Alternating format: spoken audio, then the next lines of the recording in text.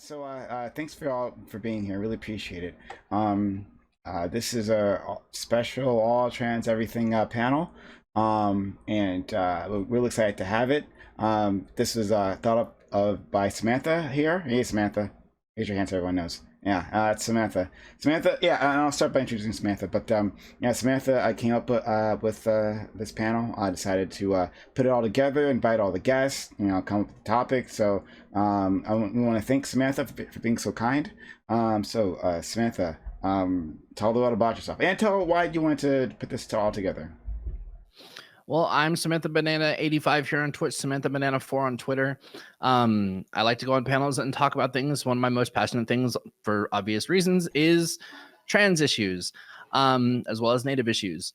However, last week we're putting together some topics for the Amazon Lily all Femme panel on Tuesdays here at Prime Case. However, there was one topic that people wanted to discuss, and that was the Blair White interview, and Blair White in general, and trans people, that type of rhetoric in our community. I felt it would be really good, rather than having a bunch of cis people talk about that, I want to get a variety of trans and non-binary people to come together and either bitch about who's right or wrong, or see what we can do to kind of further the type of positive representation within the trans community and the LGBTQ community. Because some of us feel that Blair White's a good representation of trans people. Some of us obviously don't. So let's see where we fall and maybe come to a conclusion of how we can better put forward trans representation in the future. Okay, all right, fair enough. And yes, I'm in color tonight. Heck yeah. I knew there was something different about Bombshell. That maybe she did something for her hair. I don't know. It's the red lighting. Thank you so much. It's really kind of you. Okay, next, let's start with Alice. Alice, thank you for being here. Thanks for stopping by. 3 panels in 1 week. Amazing. In a row, in fact. Alice, tell the world about yourself. Yeah, 3 panels in a row. I'm Alice. I stream on here, Alice After All. And I also have to simp for Calliopean Club, which is a server that we talk about seemingly every night, so I feel like I won't go on it too much. You don't have to. Thanks for having me here, and this is going to be an interesting one. We'll see how it goes. Okay, thanks so much. Next. We will go to Johnny Scarlett. Johnny, how are you today? I like you in the yellow. Looks really nice on you. Hey, thank you so much, you guys. I'm twitch.tv/Johnny Scarlett. I go by Johnny. I don't have a gender. I don't hate Blair White.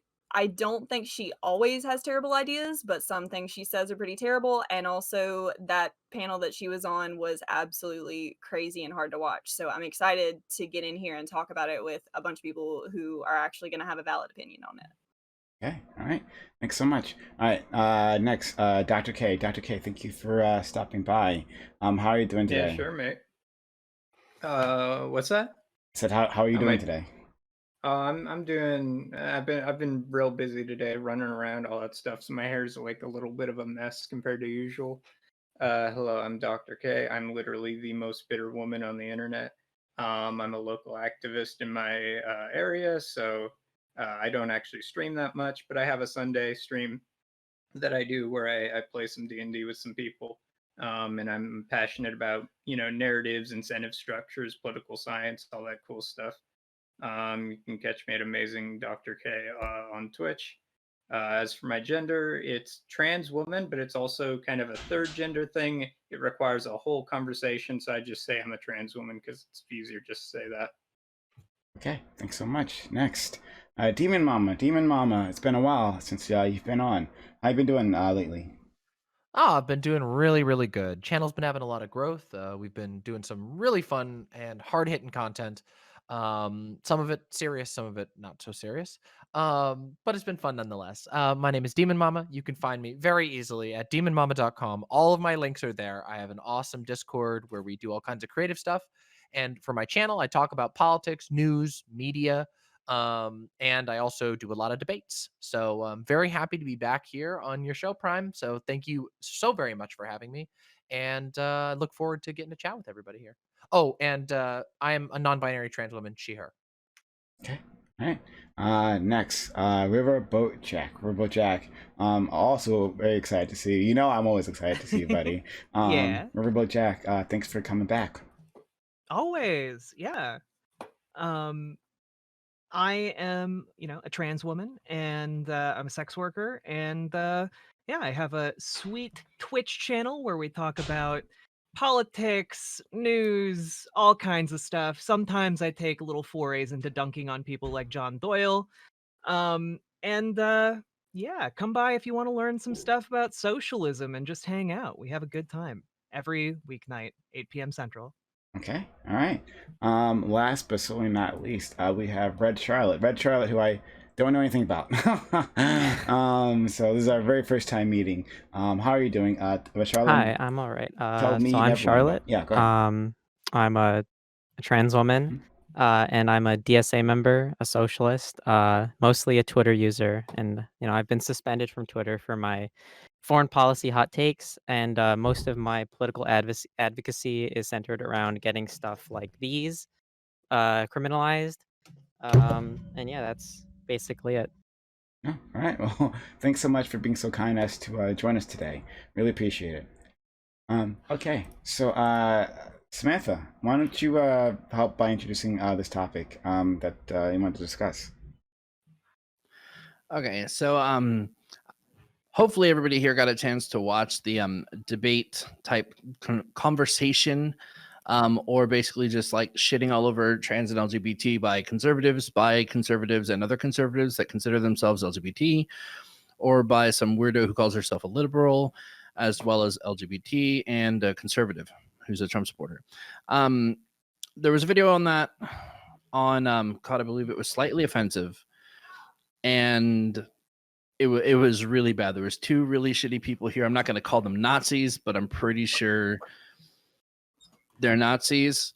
But within like the first 2 minutes, just to give you an example, if you haven't watched it, within the first 2 minutes, Lauren decided to state that transgenderism is a kind of like a stepping stone into pedophilia. If that kind of sets the tone for what this debate was. But I'm going to start with the first question that I have, which is, do trans women have a place in the Republican Party? Yeah, well, start. Allison, what do you think?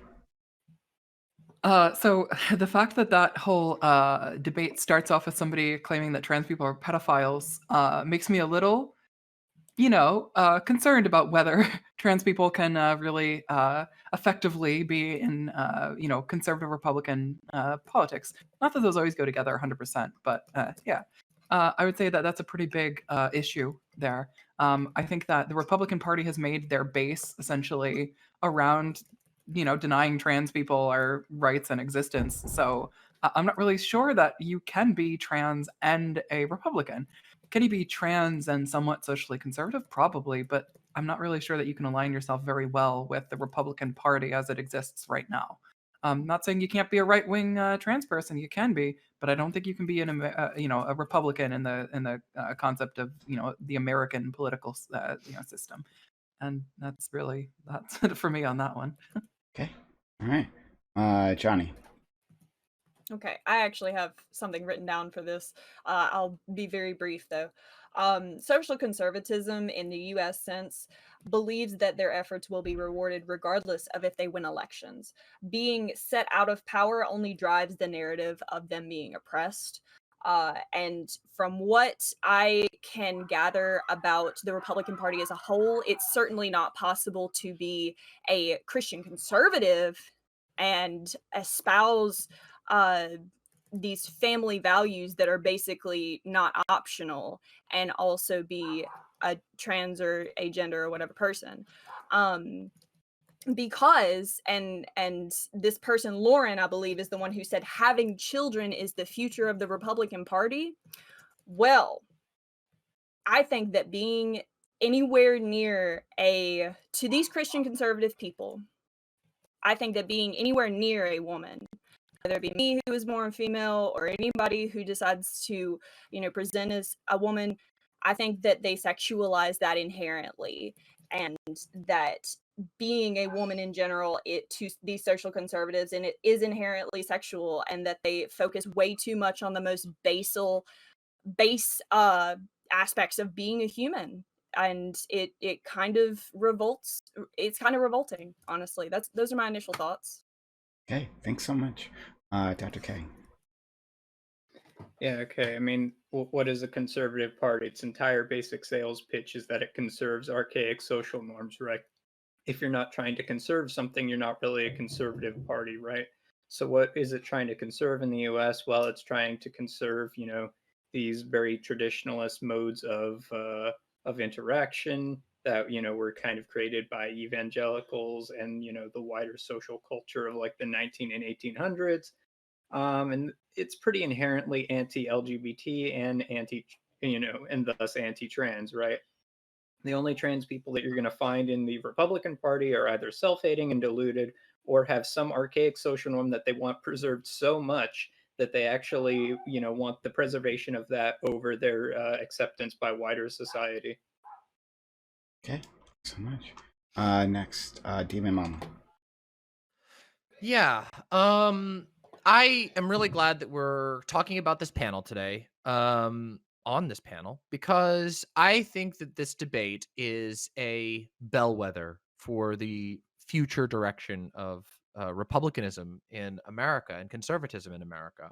We all know, anybody who's not like deep into the conservative ideology knows that the history of the Republican Party is very racist, very sexist, very misogynist, very transphobic, very homophobic, but they often keep things with a little bit of a mask on, depending on the period. But this is a genuinely new level of mask off cruelty towards members of their own party who happen to belong to minority groups.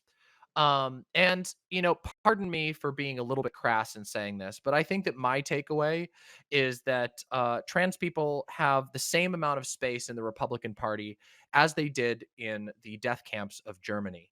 By participating in a party that to its absolute core does not believe you have a right to exist, you are assisting paving the road to that future. And I do believe that's where we're headed. I do believe that's where the party seems to be headed. There is a schism that is separating the party, and there seems to be a battle for which direction they're going to go. And predominantly, it seems like it's going in to further right, further towards what we categorize as Nazism or fascism. We see this with now Milo Yiannopoulos has announced that he's now advocating for conversion therapy in Florida. All of these minority representatives of the Republican Party and of conservatism, including Blair White, are being subjected to increasing pressures, and they're being asked to do more increasingly self-harming things. And I think that's the direction that they're going. So I hope that people pay close attention to this, because I think the direction of the Republican Party is terrifying right now. Okay. Next, Robo Jack. Yeah, I mean, I look, is there a place for trans people in the Republican Party? Frankly, no. Like, the only reason I can see why anyone would be a Republican and also trans is because, like others have mentioned, they're self-hating, or because they have economic interests, or because they want to preserve like a social structure that, they value more than their own position in society or safety in society. And frankly, like it to Demon Mama's point, like, yeah, the two sides of this debate, like, we actually had a congressional candidate on that debate with Blair White. And guess what? It was the one that was coming out and saying the most transphobic stuff about trans people being pedophiles, trans people like being, toxic and degenerate to society. And guess what? That whether Republicans or conservatives like it or not, that is your party right now. And if you want to change it, you have to go out and do something about it. Otherwise, that is the momentum of the party, and that's where it's going. And people like Blair White are going to continue to be like I'll be the last one into those death camps. I'm one of the good ones, guys. And frankly, I find that deeply embarrassing. Okay. Red Charlotte. I mean, I mostly agree that I think trans people ought not have a place in the Republican Party because I just think that conservatism is like sort of antithetical to the concept of transness, to like the advocacy for trans rights. But like in terms of like, do they?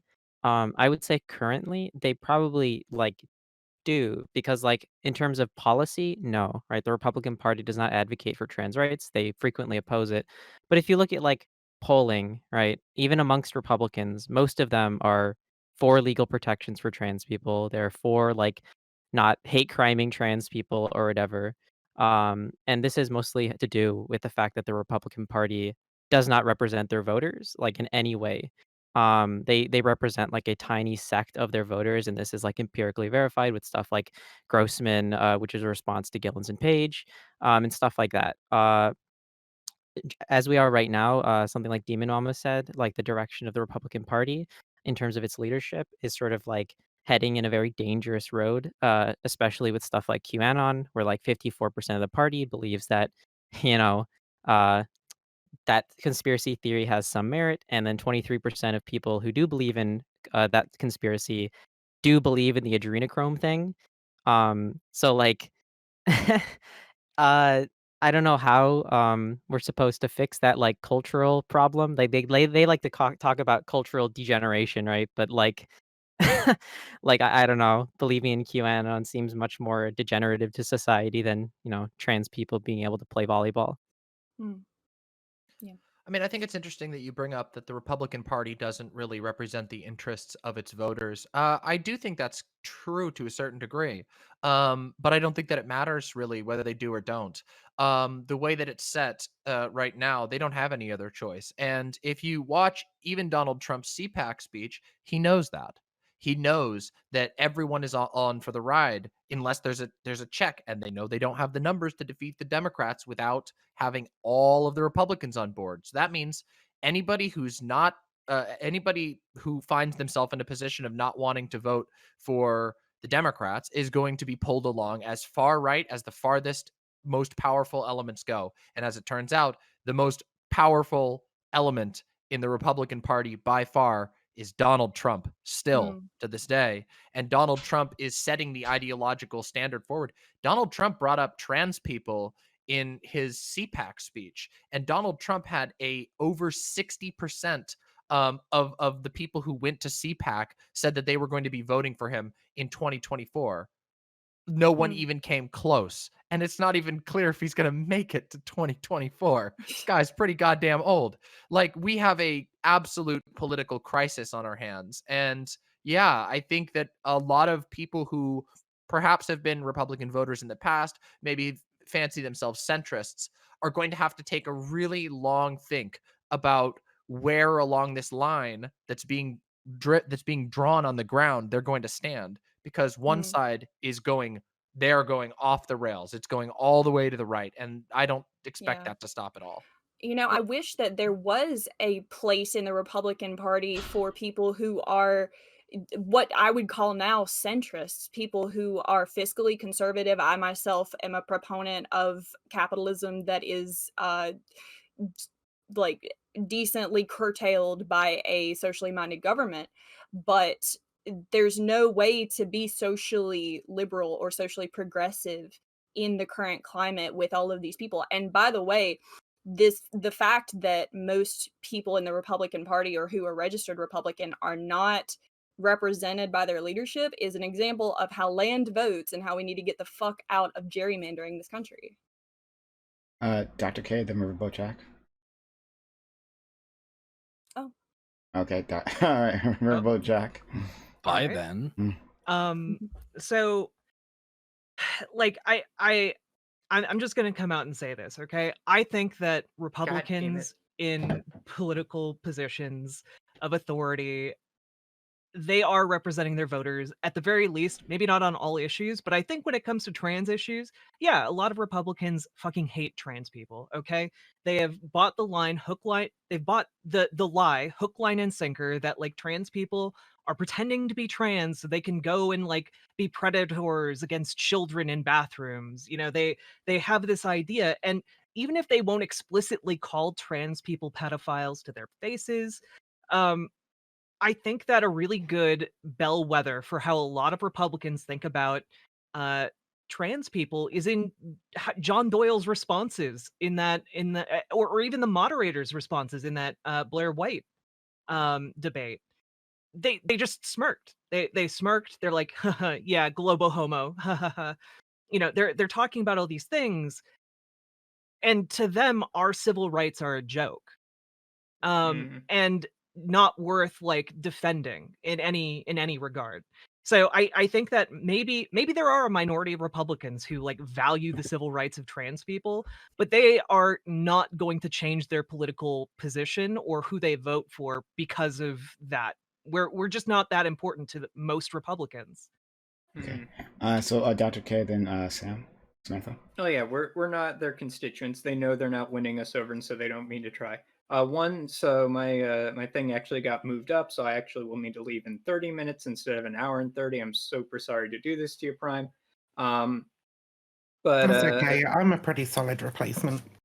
No, you aren't. Nothing beats the K. But anyways, like the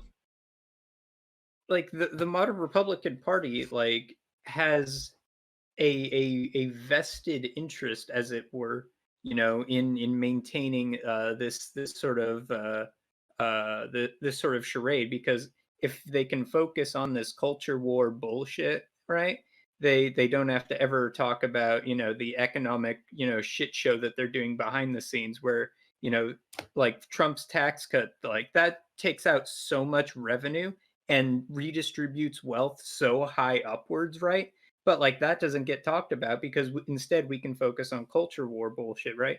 And if you want a fiscally conservative party and with a combination of socially liberal policies, there's a very strong wing of that in the Democrat Party, and I would say that wing is on an upswing, honestly. So like don't worry, there's a place for that in the Democrats, honestly. Like socially progressive and economically progressive, that's really like there's not really a place for that in politics right now, right? So I would say, if you are a trans person in the Republican Party, and especially if you are like Blair, helping them push this culture war bullshit, you're not only making things worse for trans people, but you are making it worse for all Americans, because we now have to discuss this shit instead of talking about economic stuff that's, like absolutely fucking our country from behind the scenes and like ensuring that we will lose our place as global hegemon within the next few years. Did you have a response, Jack? Yeah, no, just to kind of build on that a little bit, like the Republican Party is on a trajectory to become just an outright fascist party. And in order, like, part of that is maintaining outgroups within society. And guess what? We're the outgroup. Trans people are one of the weakest segments of society that can be ostracized relatively easily to a large majority of Republicans, along with like migrants, like whether they're illegal or or undocumented or documented, it doesn't matter. Well, yeah. Now that Joe Biden's in power, we have to all focus on the migrant crisis that we've suddenly decided to care about again, at least amongst the Republicans, that's happening at the border, right? Exactly. Or for example, Steven Crowder's unbelievably racist rant against people of color farmers, right, when they were getting some assistance from the government. So they can focus on so this culture war bullshit does definitely play into economic policy, but like they want to focus on the cultural aspect of the us versus theming of it all. Well, yeah, because that means that they don't have to materially improve any of the conditions. They can just focus on throwing all our civil rights under the bus and making life worse for a minority. Yeah, to make a successful political party, you have to have an us versus them, right? And you can't have an economic us versus them with a conservative party, because your enemy is on your team technically. So let's go to Samantha. And Okay, I'm not sure if your hand is up, Demon. Is it just your pen out? Okay, sure, Samantha. Okay, so I'm dog going crazy. I don't know if anybody remembers, like before I had my, like come to Jesus, come to the left moment. If anybody remembers me like last year, when I was definitely more right leaning, definitely more yikes.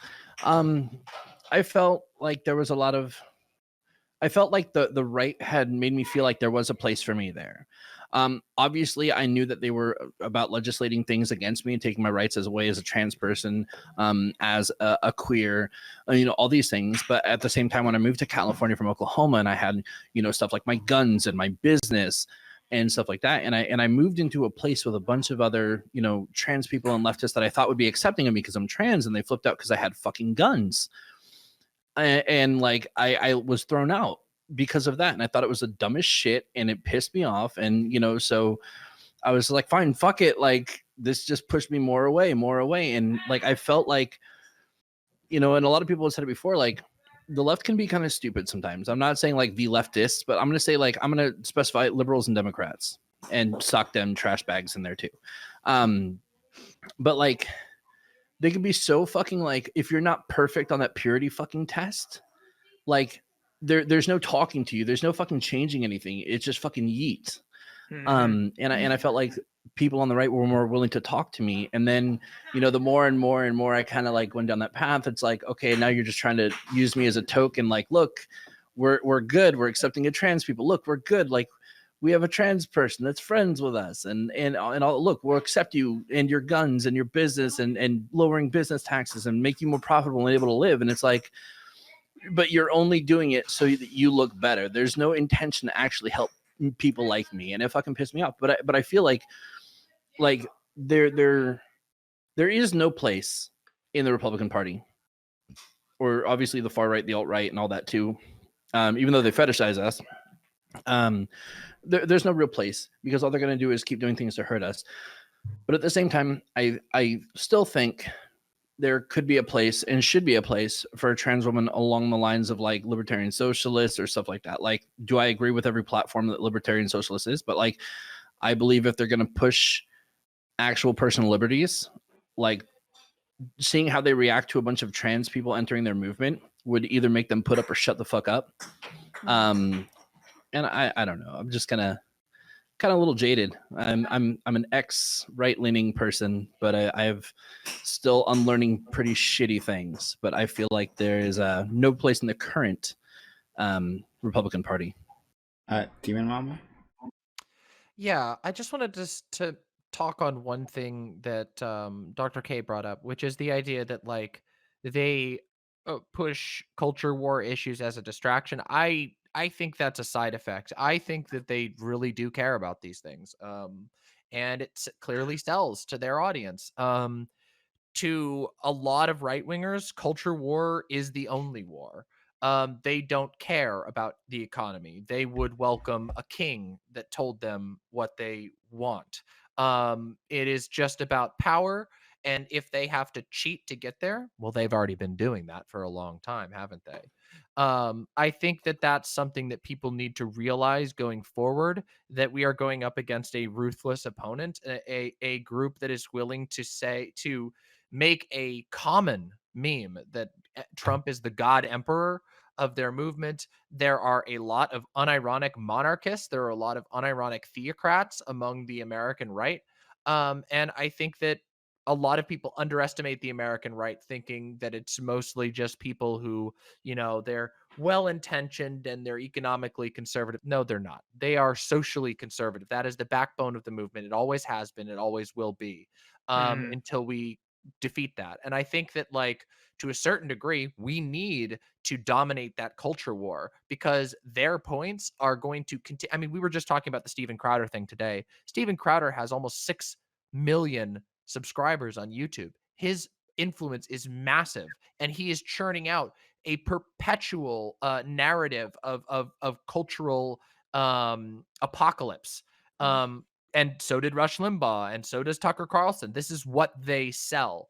And I hope that people, especially on the left, will realize that, because I am afraid of what that means. I think that when you have an entire political party of people who are willing to get behind basically any type of government structure, as long as they're winning the culture war in their minds and the degenerates aren't taking over, well, that's pretty scary, because they will get behind stuff like a raw fascist, won't they? Okay, MxVivianWulf, and then Jack, then Alice, and then Jack. Yeah, and DemonMama started going in the direction I was going to go, but like, so it's like there's obviously a variety of motivations on the right, and it really depends on like where you are in sort of the social scale. But absolutely, like the culture war is a huge part of right-wing thought.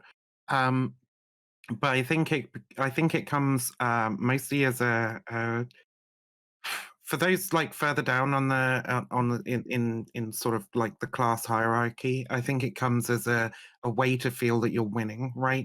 And in order to feel that you're winning, you have to have something to fight over. So you basically just pick whatever the fucking left is pushing and just be like, well, the left side is the bad side, so we have to oppose the bad side and not really think about it all that much. It's a very sports bally way of fucking thinking about politics, which is unfortunately how a lot of people in the United States think about politics. You know, the whole like drinking my cups of liberal tears, lol, lol, lol, right? Like as long as the left is crying, we're winning, we're winning. And what better way to keep the left from ever winning than to have some kind of authoritarian dictator? I think it's a real huge fucking hodgepodge, honestly. But it's the culture war is a huge part of things. I don't think it's just a distraction. Okay, Alice, and then Jack, and that's Johnny. So I guess my only pushback here is that exactly what we're talking about could be said by anybody who is right wing or conservative, just talking about left wing groups. Like literally exactly, we could just flip flop it. Like all that the left wants to do is cancel people. All that they want to do is put I don't want to say what they'd say, but anyway, Yeah, but my policies don't get people killed. Is the Okay, but that doesn't difference. matter. So I get what you're saying, but remember, the perspective you're coming from is your own perspective, and it's a perspective that's informed by your experience. But a lot of I people know, on the just right, saying. they don't have that experience. So the experience they have instead is they have the experience of, well, all of these leftists, they're going in our bathrooms and they're gonna go take over sports. And then they're going to make it so we can't grow corn. They're literally just like, these are just all nonsensical, right? To a lot of people, nonsensical, but they're like easy attacks, right? Because it's very hard. I don't know if you've been in like gender critical spaces. It's very hard to argue against anti-trans views that are informed in any way, because the way that they are informed is very good at radicalizing people. And the same thing is true of most other things on the far right and far left. They're very, very good at radicalizing people. So I think the problem is that a lot of us are sort of radicalized left. And because of that, it's very hard to see what it looks like to somebody who is radicalized right. And I think a lot more people fit that group of radicalized right-wing, viewpoints. I think that we're just this not a little bit. Like speak to I could probably speak to the point you're making a little bit. I grew up in a far right evangelical cult, and I don't entirely agree with what you're analyzing here. The much of the lies that are used by the right require a consistent reinforcement and drowning out of any sort of fact or reality. And that is not the case on the left for the most part. I see you shaking your head, but I know for a fact that you're wrong about this. Indoctrination is a key part of how the right works. If so is you the left. no, actually, Yes, that's identical. not true. No, it really I've is not at all. the Demon Mama, I found the disagreement, but that's okay. I've talked to. So first off, same actually for the childhood thing. Nice. +1. I also grew up in a I don't pretty. know what that's supposed to mean, but I also grew up in a conservative evangelical cult. So nice. Second off, what is that supposed to mean? Are you trying to make like a? She's being nice. She's being nice to you. It's okay. Oh, are you being nice or are you being sarcastic? Because it sounds sarcastic to me. I guess it's just a weird thing to call out when multiple people can share your experience. Like for instance, you and I share that experience. Yes, but I wasn't. I believe I was just bringing up relevant experience. But sure, if you want to Fair enough. Yeah, I have the same identical. So I've been in for about not all that long, but I've been relatively entrenched in like gender critical spaces for about 4 months or 5 months of like raw time of just hanging out in those spaces and talking. And that can get a little bit spicy. So I've been talking to those people and try to understand where they're coming from and why they're coming from those spaces. And you said basically like, well, they require, like they have to, lie or make things up or et cetera, that they're not based on facts. The problem is that to their view, neither are pro-trans people. They're not basing things on facts. They're using actual evidence. They're using studies. They're using real information that backs their points very effectively. And I will happily have that discussion with you sometime, and I'll happily get canceled on here because I can defend those points very effectively. I mean, you can, yeah, but what you're saying is you're taking their claims at face value. No. Of course, anybody who's trying to be convincing is going to say that they have everything on their side. Obviously, And literally. same for If you. you wait, hold on a second. Yes, I'm saying that literally everybody will do that. Anybody who wants to be convincing is going to claim that they have things on their side, but you Yes. have to ask who is correct and who Yes, and I actually don't. does, and they don't. When you You're not talk, objectively correct. okay, I'm sorry, but you're absolutely wrong about this. When you ask a transphobe or a gender critical person, what they're basing their information off of, they will bring you up studies that are 40-year-old debunked studies. I've done this 100,000 times. I've been doing this forever. Now, I've lurked in these spaces. This is what I do every single day. There is so many examples of this. Let me give you some like ones just off the top of my head that aren't even related to this exact topic. If you want to talk about let's talk about PragerU and what they use to talk about against green energy. They bring up this bullshit statistic about birds getting shredded by windmills when that's already been studied extensively, and all you have to do is paint the windmill a different color than the color of the sky, and it fixes the problem. They don't ever actually do this. In fact, we've even gone on my channel as an exercise. We've gone and looked through the source sheets for things like PragerU. PragerU will cite their own videos in the video that you're watching in the sources for the video that you're watching. It's actually ridiculous. So no, I do not buy the idea that there is like an equivalence between the right and left on this. I do believe there are sects of the left, perhaps, that lean on certain forms of indoctrination. Like I would argue, like Stalinism, but that is hardly even predominant. It is one of the characteristic parts of the right is to rely on tradition and not science, not any sort of rationality whatsoever. That is core to a lot of right-wing movements.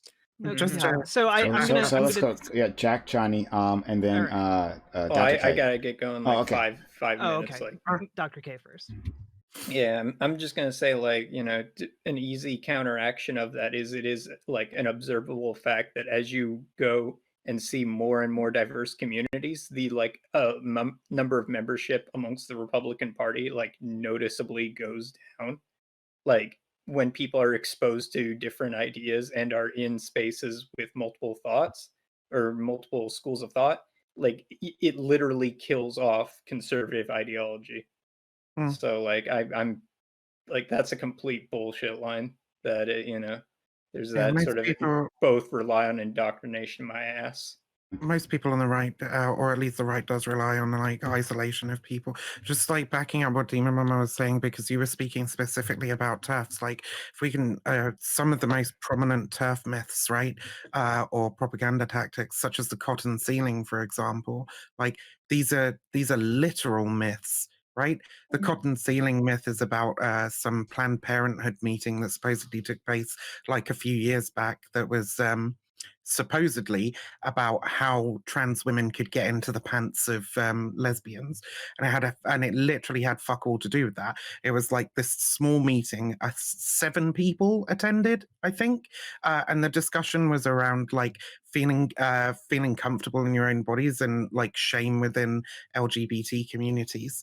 So it's like it's really just fucking bizarre to me that you would say that like there's this preponderance of evidence and science on the side of one these more things. thing I wanted to add to Add this. that one more thing, and then I want to go to Jack and Johnny. Yeah, that's fine. In this exact conversation that we're like commenting on, this Blair White situation, we have an example of this. Multiple times, the two most right-wing people, the most avowed right-wing people on the panel, both bring up globo homo, which is a conspiracy theory that's so patently false. It's so hilariously false, and so objectively false that it's unbelievable to me that there would be anybody here trying to claim that like the right is using facts. No, they don't. They don't care about facts. They will make up any lie. Like, I mean, we just experienced an election in which the entire time was them lying, just bald-faced lying, despite 60 losses in court, just saying, oh, well, this was a stolen election and blah, blah, blah. It is unbelievable. Misinformation and indoctrination is just rampant on the right in America. It's rampant. So we'll go to Jack, Johnny, and then Red Charlotte. So part of this is that conservative ideology relies heavily on theater in a way that I don't think that even liberal or leftist ideology relies on theater. Like, for example, one of the people on that panel had has 300,000 subscribers on his channel, and he's basically Nazi adjacent. Like that's basically his ideology in a nutshell. And I'm just putting this out there that like Tucker Carlson repeats these things too. You know, a lot of conservatives have to keep going back to those wells because it's a lot easier for them to get angry about trans people being pedophiles in their bathrooms or you know, gay people. What's the deal? Like, it's a lot easier for them to get angry about that stuff than it is to be angry about, oh, some fiscal policy that might have like a 2.5% impact on their lives. You know, like Yeah, it appeals to those pre-existing prejudices, those fears, and those traditional understandings of things. That's how. Yeah, it's a massive, it gets them. It massive gets whole of like confirmation bias, just constantly pumping shit out to like validate the previous opinions that they already held and try and radicalize them further down. Well, and it's actually to Alice's go ahead. point, like I do think that this happens sometimes on the left, but I don't think it's anywhere comparable in magnitude. Like the conservative movement definitely goes way far and above this. Like Fox News is the most watched news network in the world, and Tucker Carlson's lawyers had to go into court and basically say, "Oh yeah, anyone who would believe him as a news commentator isn't to be taken seriously because he's completely just an entertainer. He's not actually a news person." So like, but they continue framing him as a news person. And so I just want to know, like, what you seemed like you're kind of like standing up for like gender critical people. What part of their ideology do you agree with? I'm curious. Right. So I don't actually. I just because I talk to someone and listen to them doesn't mean that I agree with their ideology. You said you would make their arguments for them. Yeah, because I learned their arguments to the level of being able to make those arguments. So which arguments are good? Which arguments are good, or what? Yeah, what which ones do you agree with? Or which one? I don't agree with them. Yeah, I which one agree with an argument. in fact, that was sort of your argument. Oh, yeah, yeah. It seemed like you were agreeing action-based. with them, so I was curious. Right. So my problem is that to be able to convince somebody of something with something that looks close enough to a fact, right? So a study, for instance, that is from say the last 15 years, for instance, to be able to use a study, because I know, I heard what you're saying. I got it. Yes, 40-year-old studies, common tactic. These studies are garbage. Agreed. So the problem is that there are studies that back up a lot of these types of talking points that are more recent. Offhand, putting me on the spot trying to defend an ideology I don't agree with is very difficult. You set up to do that. You brought it up and said that they make good points, so I was just curious what. Right. I will be happy to get on a chat with you guys at some point and go ahead and try that. I will happily do that. I'll grab studies that I have. Happy to do that. Right now, offhand, we would be able to argue some of the things that we take for granted. Like, for instance, arguing that trans women are women is something that we take for a fact, right? But is not something that has any basis in like objective reality for a lot of people. We have to twist a lot of definitions to do that. No, we do not. All right. Hold up. Okay. Before we start going down the gender critical path, I think we should start getting closing statements. You're ruining a topic. Okay. Hold on. Johnny, hold on. Sorry. Johnny's never gotten a chance to go, and but we'll move forward. So go ahead, Johnny. Okay, I'm gonna make one point about y'all's points, and then if you don't mind, I'm gonna make one point about the topic in general. So as far as Alice and DemonMama are concerned, you're kind of talking past each other, because what Alice is saying is that she, like I've done with the incel community, she has lurked in that community. I don't think I ever heard her say that she agrees with the gender critical community. She just knows their arguments. But DemonMama, I understand what you're saying, that the indoctrination is different, okay? And what y'all are kind of ignoring, and I it's surprising that we haven't brought it up before, but when I made my opening statement and I said social conservatism believes they will win despite not winning elections, they mean their eternal soul. They are literally, the reason this is so quote unquote real for them is because they believe in something called the eternal soul, and that they will be damned to eternal suffering and torture if they do not tell us to tell Blair White to grow out her mustache and shit like that. Like they are Oh literally shit, that fighting. doesn't sound like indoctrination. It is indoctrination. That's what I'm saying. And so when we talk about left indoctrination, we are really talking about, most of the time, we're not talking about religious indoctrination. We're talking about more like, you know, accelerationist indoctrination or violent indoctrination in the far left. We're not really talking about fighting for your eternal goddamn soul in order to save trans people. You know, it usually goes the other way around. So that's the point I wanted to make. Also, as far as the overall topic goes, do we have a place as queer people, as trans people in the Republican Party? Like, that's the most vocal of them are the most devout. The most vocal of them are the ones who genuinely believe that they are sucking on Jesus's ass and that they're going to go to heaven. And it's just like that girl Lauren said in the debate itself. She said, excuse me, but she said, I believe her exact quote was, "I like to win and save babies." Yeah, but what she means when she says win is win in her own brain. Like, honestly, I know that the authoritarianism is there because they don't actually want to have conservative American values. They want to have conservative Christian values. And that's why I say things like, you know, I kind of wish that, you know, someday if I decide to run for city councilor or something, that I could run as as the green gay Republican, basically, because I love gun culture, and I enjoy supporting people in my community via, you know, responsible fiscal policy and things like that. But as it stands right now, that religious divide wherein people think that I have to be damned for them to go to heaven is really strong. Red Charlotte. Me? Yeah. Oh yeah, I forgot that I wanted to go. Okay, yeah. So I was damn, it's been so long, kind of forgot. Oh yeah, never mind. So like there's this huge disconnect, like I said earlier, between like what Republicans think their party supports and what they support. So like just like off the top, like off the cuff or whatever, like Republicans, like 80% of Republicans think their party supports protecting pre-existing conditions, right? So like even if Republicans support something, they like someone was I forgot who was bringing up the whole like it's all like theater, right? The Republicans will say to their base, "Oh, we want these things for you, blah blah blah blah blah blah blah," but then they never vote, you know, in their interests. As again by like Gillens and Page, they always vote on the side of rich people and like business interests. So yeah, like it's all theater to Republicans, especially their leaders.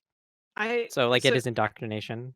I agree, but I also just want to push back a little bit on what Johnny said, because I think that while it is theater, that doesn't mean that it's like inconsequential theater. And when this Lauren person says that she wants to win, I don't think she's just talking about like in a spiritual sense.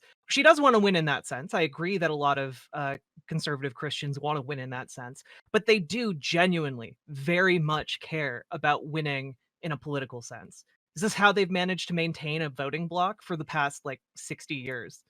And it's because they want to win tangibly.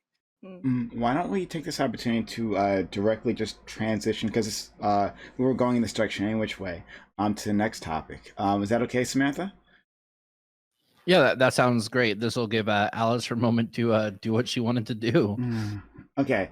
Could I have a word on Blair White before we finish? Oh, please go ahead. Sure. Sure. So I used to know Blair White back in like 2013, 14, something like that. We palled around on the same gaming forum for a little while. Her screen name was ChurchGirl69 at the time. This was before she started making YouTube videos and shit. She was a liberal. And watching the panel the other day, I was close to tears on like numerous occasions. Because she went through some shit. Like half her fucking family rejected her for being trans. And then she like made this YouTube video. It was all about how there are like advantages and disadvantages to being viewed as a woman and viewed as a man by society. And the anti-feminists who were absolutely rife on YouTube at the time, still are, I suppose, like jumped on and love bombed her. And I feel she found that she'd like found somewhere where she could be accepted, and sort of got like basically pulled into just like make. And I'm not saying like she didn't also see the opportunity for making money and all that sort of stuff. But really, yeah, she was in a shit place, and she got pulled into the right. And that doesn't excuse all the fucking horrible shit that she's done and said over the years. But at the end of the day, like she still is one of my trans sisters, and I do care, and I do want her to stop doing the shit that she's doing. And there is a space for her to make amends and move sort of toward a more trans positive position in her thinking. I'm not going to say leftwards, but like and I just and I think it's been demonstrated that there just isn't really a solid place for trans people in the Republican Party or in the right. They're just going to suffer abuse wherever they fucking go in those spaces. And I think that's horrible to see for any trans person looking for some kind of acceptance and community to be stumbling around the right trying to find it when it doesn't exist there. I just really quickly want to clarify for a lot of people I see in the chats are wondering how this has relevance to the Blair White video. We're not doing like a react to the Blair White video. We're talking about the rhetoric that is kind of used by Blair in the video, used at Blair in the video, and surrounding Blair and the type of trans in that type of community. So it's not directly like a react Andy. We're reacting to direct comments. A lot of these comments have a lot of deeper things that affect the trans community, and that's what I wanted to address. Because like addressing Blair White, you can go see 4,000 videos of that on YouTube. Who gives a shit? I want to address the rhetoric and the talking points used at and by her. Okay. Yeah. So why don't we like directly transition to the next thing? Where do conservatives get their hatred for LGBTQ people from, as they are not all Christians? So yeah, not all anti-LGBTQ arguments are like based in the Bible. So like, where do you think these conservatives are getting that from? Go ahead, Johnny. It's exactly what I said again in my opening. They inherently sexualize anyone who even associates themselves with being feminine, with looking feminine. And that's why they associate us with pedophiles. That's why they associate us with degeneracy of a sexual nature. To conserve the family structure is to say that I as a born female person have some sort of intrinsic sick duty to procreate, and that it is also my duty to pass that procreation dogma onto the children that I pull into this world. And honestly, like when I said it revolts me, it fucking revolts me. They are conserving the most base biological shit that people are gonna do anyway. They just want you to do it the way they want you to do it. Okay. Sorry, I'm not looking at my screen. And go ahead, Red Charlotte. Yeah, so my friend Meme Guider on Twitter, he brought up a really good point that like biblical values, Christian values permeate in society way past like people who just believe in Christianity. Like even on I've been having like I am suspended from Twitter. I don't have an alt. So I've been arguing with people on Twitter about like cross dressing, and they just say, "Oh, it's gross, degenerate, and like men shouldn't wear girls' clothes." And I literally am just like, "Why?" And the only answer they can give is that it's degenerate and like unesthetic. And like that's it. It's no deeper than they just think it's gross. There's no like any like any like data or like justification they give. It's all post hoc. It's all like not it's just to like justify that they feel icky. They don't like it when people break outside of boxes. It makes them uncomfortable. That's it. Like it's no deeper than that. Yeah. I tend to agree in general. Like the disgust factor, the sort of like base emotional, unanalyzed emotional response is a huge motivating factor. It's, I don't understand this thing and therefore it must be bad. But I don't think that it's easy to separate the history of the party from where it is right now.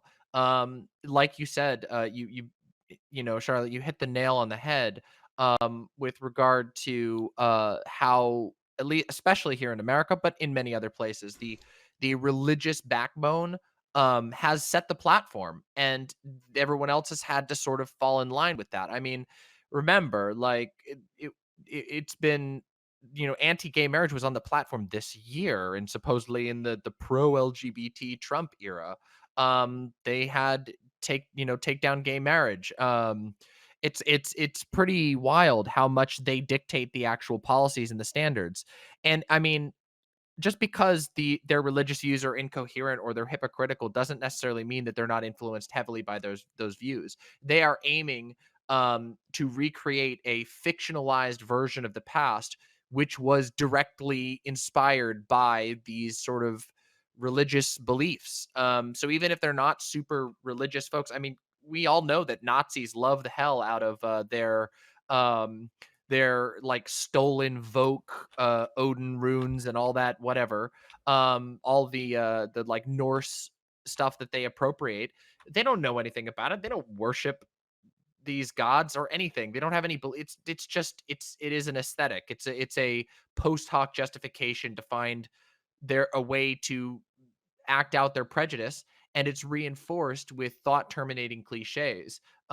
Things like, oh well, it's just not natural, which means you can write off any argument on this vague idea of something not being natural, or it's degenerate, which is again it's a vague concept that allows you to stop thinking about something and dismiss it out of hand. Thought terminating cliches are hugely important to indoctrination, and they are all over the place on the right. In fact, I would argue most of their talking points are based directly off of thought terminating cliches, aka ways to drive people to think in a certain way and approach the world in a certain way. I think it's very concerning, and something I stand against, obviously. Jack?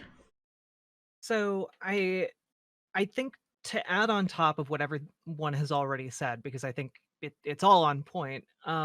It's also just that the history of our society has built up a lot of internalized prejudices, whether that is within religion, which it definitely there is, or in like just secular society, which also, yeah. Like, I mean, just take a look at the media from the past like 50 years. Anytime it like talks about like LGBTQ people, anytime like queer people show up in a movie, like just look back at when we were kids, okay, growing up. Um, Most often we were portrayed as weird, deviant, the butt of jokes. I remember growing up as a kid, like gay was being used as a slur and an insult for people who were being bad at video games. Um, like this is something that is still really recent and still really ingrained into wider society. So like it's not just the religious institutions, it's not just the different ways that insulated communities think. It's not just Republicans, it happens too with a ton of Democrats. And it is this idea that like if you are like I don't know, if you're like a Mrs. Doubtfire type, you're a joke. If you're wearing like clothes that you're not supposed to be wearing, you're deviant and you deserve scorn. Like even in the 1960s, like in New York, they were arresting people who weren't wearing the mandated three minimum of three gendered clothing items. If you weren't wearing a minimum of 3 items that you were supposed to be wearing in public, you could get arrested and thrown in prison for that. So like it's not that long ago that like this stuff was considered not just like deviant in a social sense, but literally criminal. And so I think that's something to keep in mind too, that like it's all a learning process for a lot of people. Like I didn't grow up learning anything about trans people. I had to learn all that myself. And like most people, even in our generation, still don't grow up learning anything about trans people. And so this hatred of like trans and gay people, I don't think it's inherent. Like it has roots in religion, but those roots aren't entirely applicable now because religion has wide ranging cultural influences too. And I think that it's going to be a long while. A lot of learning has to be done by people both within the LGBTQ community and without it, about how trans people work, what trans people even are, and that takes work. It takes time, and frankly, a lot of Republicans and a lot of people who have decided to be bigoted because they just have a gut uncomfortable feeling about seeing somebody in the quote unquote wrong clothes, or they get uncomfortable, and it's much easier for them to feel angry about feeling uncomfortable and having their identity questioned than it is like just questioning and learning. Right, Charlie? Yeah, but at least all that, homophobia in media gave us sexy queer-coded villains, right? I mean, that's So, true. That's true. I we'll keep them. I'm under the under the thought that like a lot of the non-religious right has unintentionally become bigoted through the integration of the religious right into the Republican Party. So even though like they didn't intentionally go out and seek religion and get these views off of like a religious background, the way like the Christian conservatives like to stout, like these people were inadvertently indoctrinated through the Christian conservatives kind of like weaseling their way into the Republican Party and trying to take over. That's just my thought on that. Anyone else? Where do you all think this comes from? Or is it just Christianity by another name? I mean, we do live in a highly like Quaker Puritan, and I wouldn't even put that on the Quakers. Not Quakers are Quaker. pretty Not nice Quaker. people. No. No, those are pretty nice people, but Puritan society, permeates American culture, and we have spaces in America that are so like small and densely packed and out of the way with just people who are related to each other, like any sort of deviation from even like the slightly wonky bloodline in some places in America is gonna get you like ousted from the general community. And so to display a behavior that has been ingrained in our culture to be absolutely unspeakable up until maybe 10-15 years ago, not only to be gay and to be what you were quote unquote born as, but to be something else entirely that people don't have a word for when they don't experience dysphoria. Like, people, it's a small mindedness. Somebody said earlier that it's something akin to small mindedness in the culture, and I completely agree with that. Now we have like resurgences of third genders and extra genders coming around in a lot of indigenous communities that have been almost wiped out by imperialism. And I'm especially happy for the Mahu people in Hawaii. Those people are being able to practice their culture again after being suppressed by the white Christian hegemony for a very long time. And so I certainly don't think that it's like something that's ingrained in people to be against different gender nonconforming experiences. Certainly not people in general, but we are talking about the general English speaking West, and so we have to put it in a puritanical aspect most of the time. Yeah, I think that I don't know, it's kind of complicated because on one hand, you do have like this sort of this sort of like surge of the online alt-right kiddies who like kind of got swooped up in the Trump train and whatever and found themselves in the Republican Party and whatever. But I don't think a lot of them. I think a lot of them just don't know the history of the party they're working with, and I think that's intentional in a lot of cases. I mean, after all, controlling access to history or presenting only a specific side of history is how you control someone's understanding of the world. Um, and I think a lot of them come in and they're like, "Oh yeah, like it's a secular party." Well, that's not true. The Republican Party has always been fueled by the religious right, like extensively, always. And it's wild to me that you see even like supposedly sexual or supposedly secular, not sexual, supposedly secular people, like even like the Tucker Carlson types, get all mad about the war on Christmas, and they have to do these things because the party is ultimately at its core ruled by a very conservative, fundamentalist, religious core, and they don't have anything without that because that's the problem with traditionalism. That's the problem with these types of worldviews, is that they require something to be pulling from, and that thing is inevitably going to be something from the past that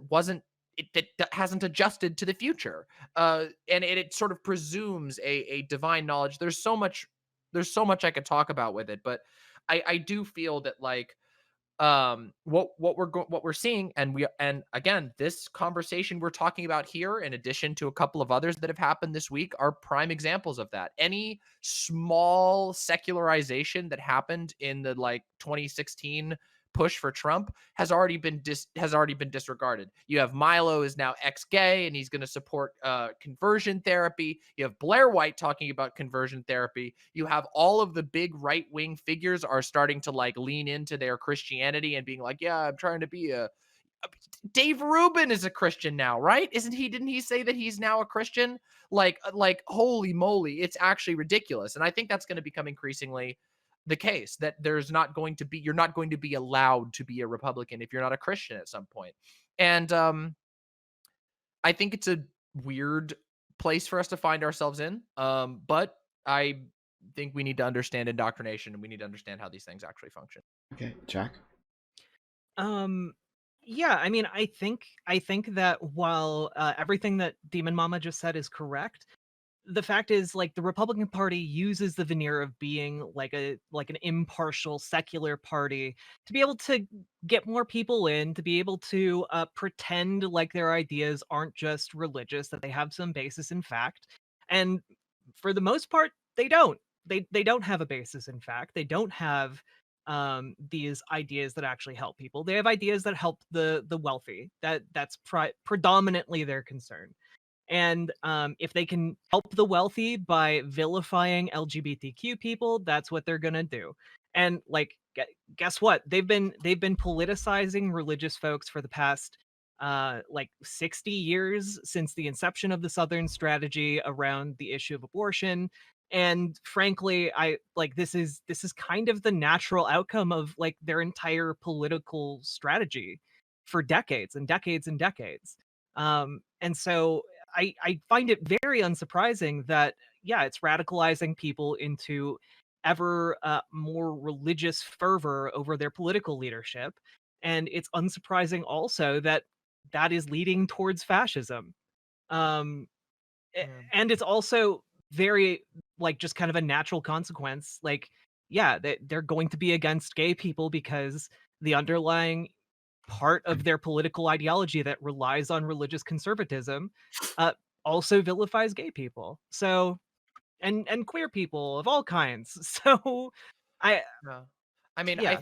I think it's important for us to sort of deny them the ability to add that veneer on. I don't think we should give when conservatives say, "Oh no, my viewpoints are fact-based," we should challenge that. We should call Oh, that out and say, "Oh, is that true?" for sure. And But that's why they as it bring up turns like out, it isn't. Never is. Judeo-Christian values and Yeah, all they that make up garbage. terms, Exactly. whatever. I mean, Mhm. again, remember the core talking point from the Trump camp was that Joe Biden was a communist. Alex Jones has been screaming about Joe Biden being a Chi-Com, a Chinese communist. Like there is no reality. There's not even a drop of it.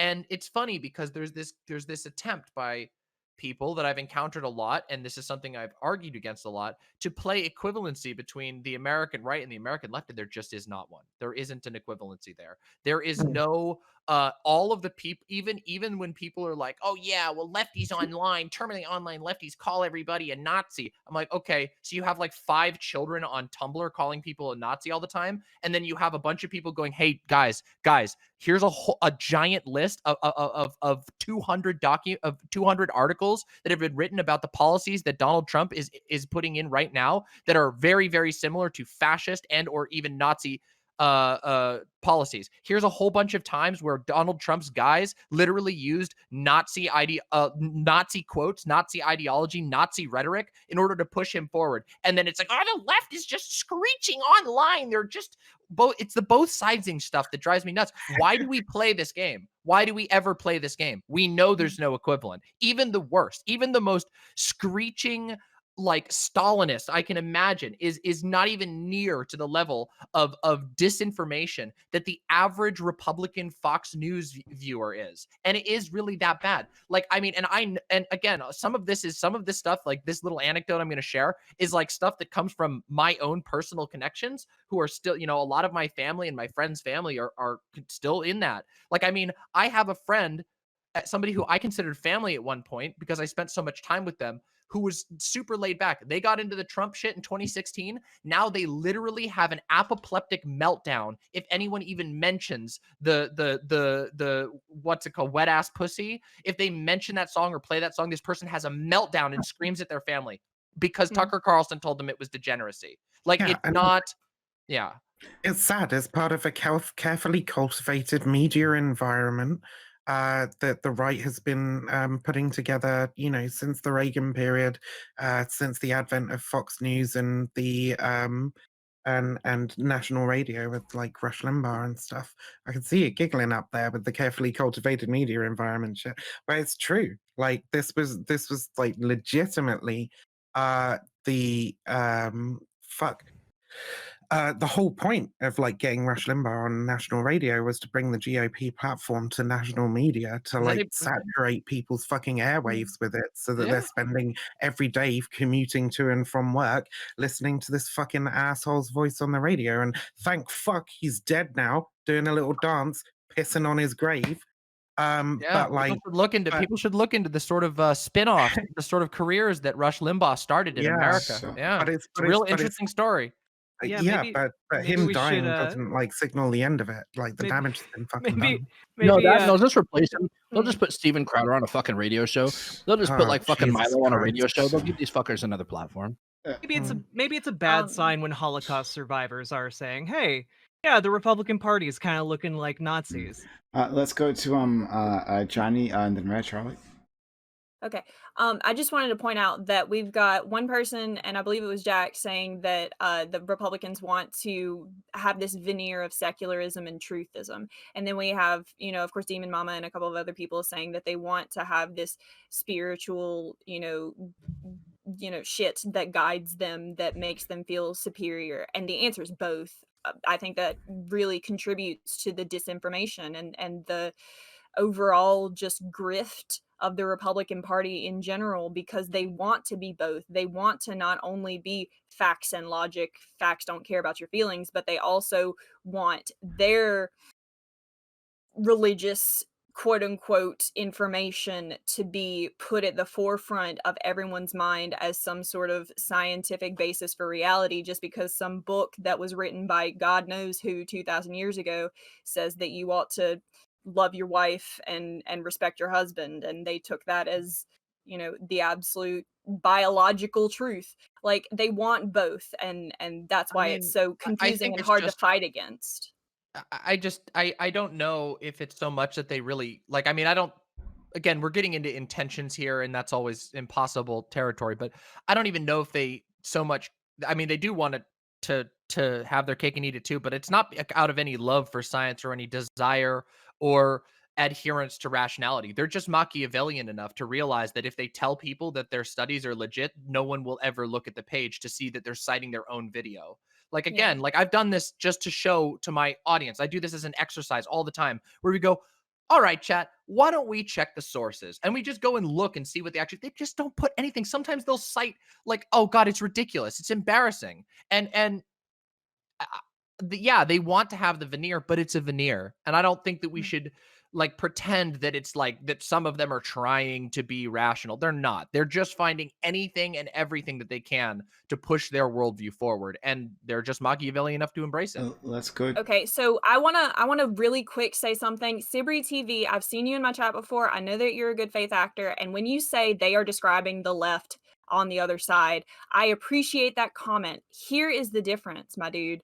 Heaven and the shit that they base their shit around doesn't in my physical world exist. It's not something that I can base my life around. But I am a trans person. I am a non-binary person, and I'm sitting right the fuck in front of you in this camera. I exist.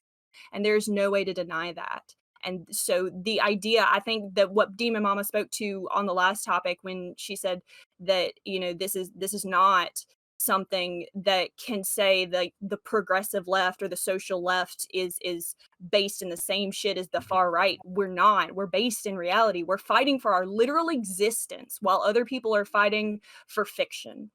Let's go to Red Charlie's been waiting, and then I actually have a question for you all. Go ahead. All right, so like this whole thing that keeps coming up about like the equivalency or like, oh, it happens on both sides. Yeah, sure. As an absolute, some people on the left spread fake news. Some people on the left believe dumb shit, right? But the thing is, we don't have to guess. We don't have to use anecdotes. We don't have to use conjecture in this like conversation at all.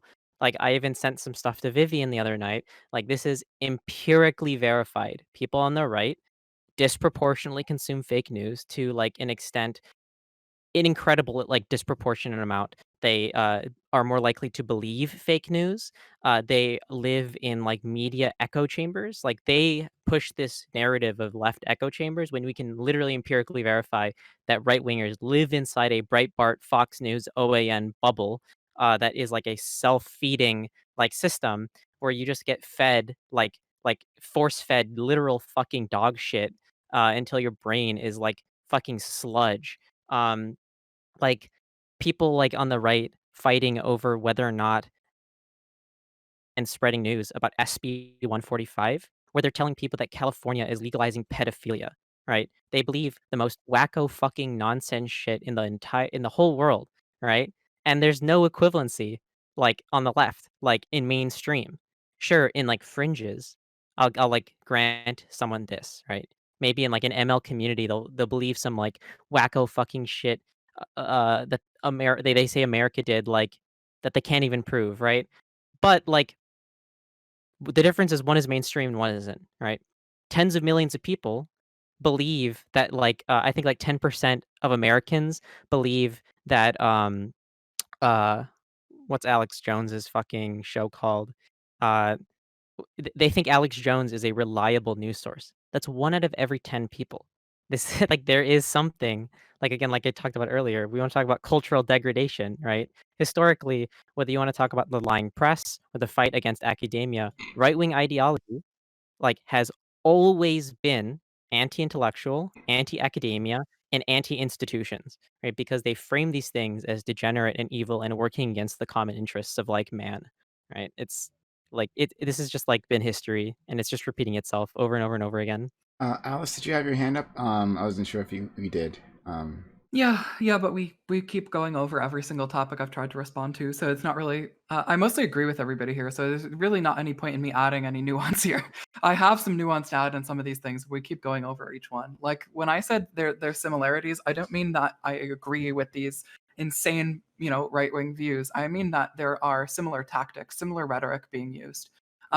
And to claim that like they have absolutely no basis in fact for themselves is just ignoring the nuance that we really do need to have if we want to convince people and try to de-radicalize people, which is all I'm trying to say is that when we claim that like these people are, like just making shit up, like, okay, that's not actually helpful to de-radicalize people, which is literally all I'm trying to talk about, is like, say, yeah, I get what you're saying, I hear what you're saying, there's a lot of crazy shit on the right, agreed, 100% true.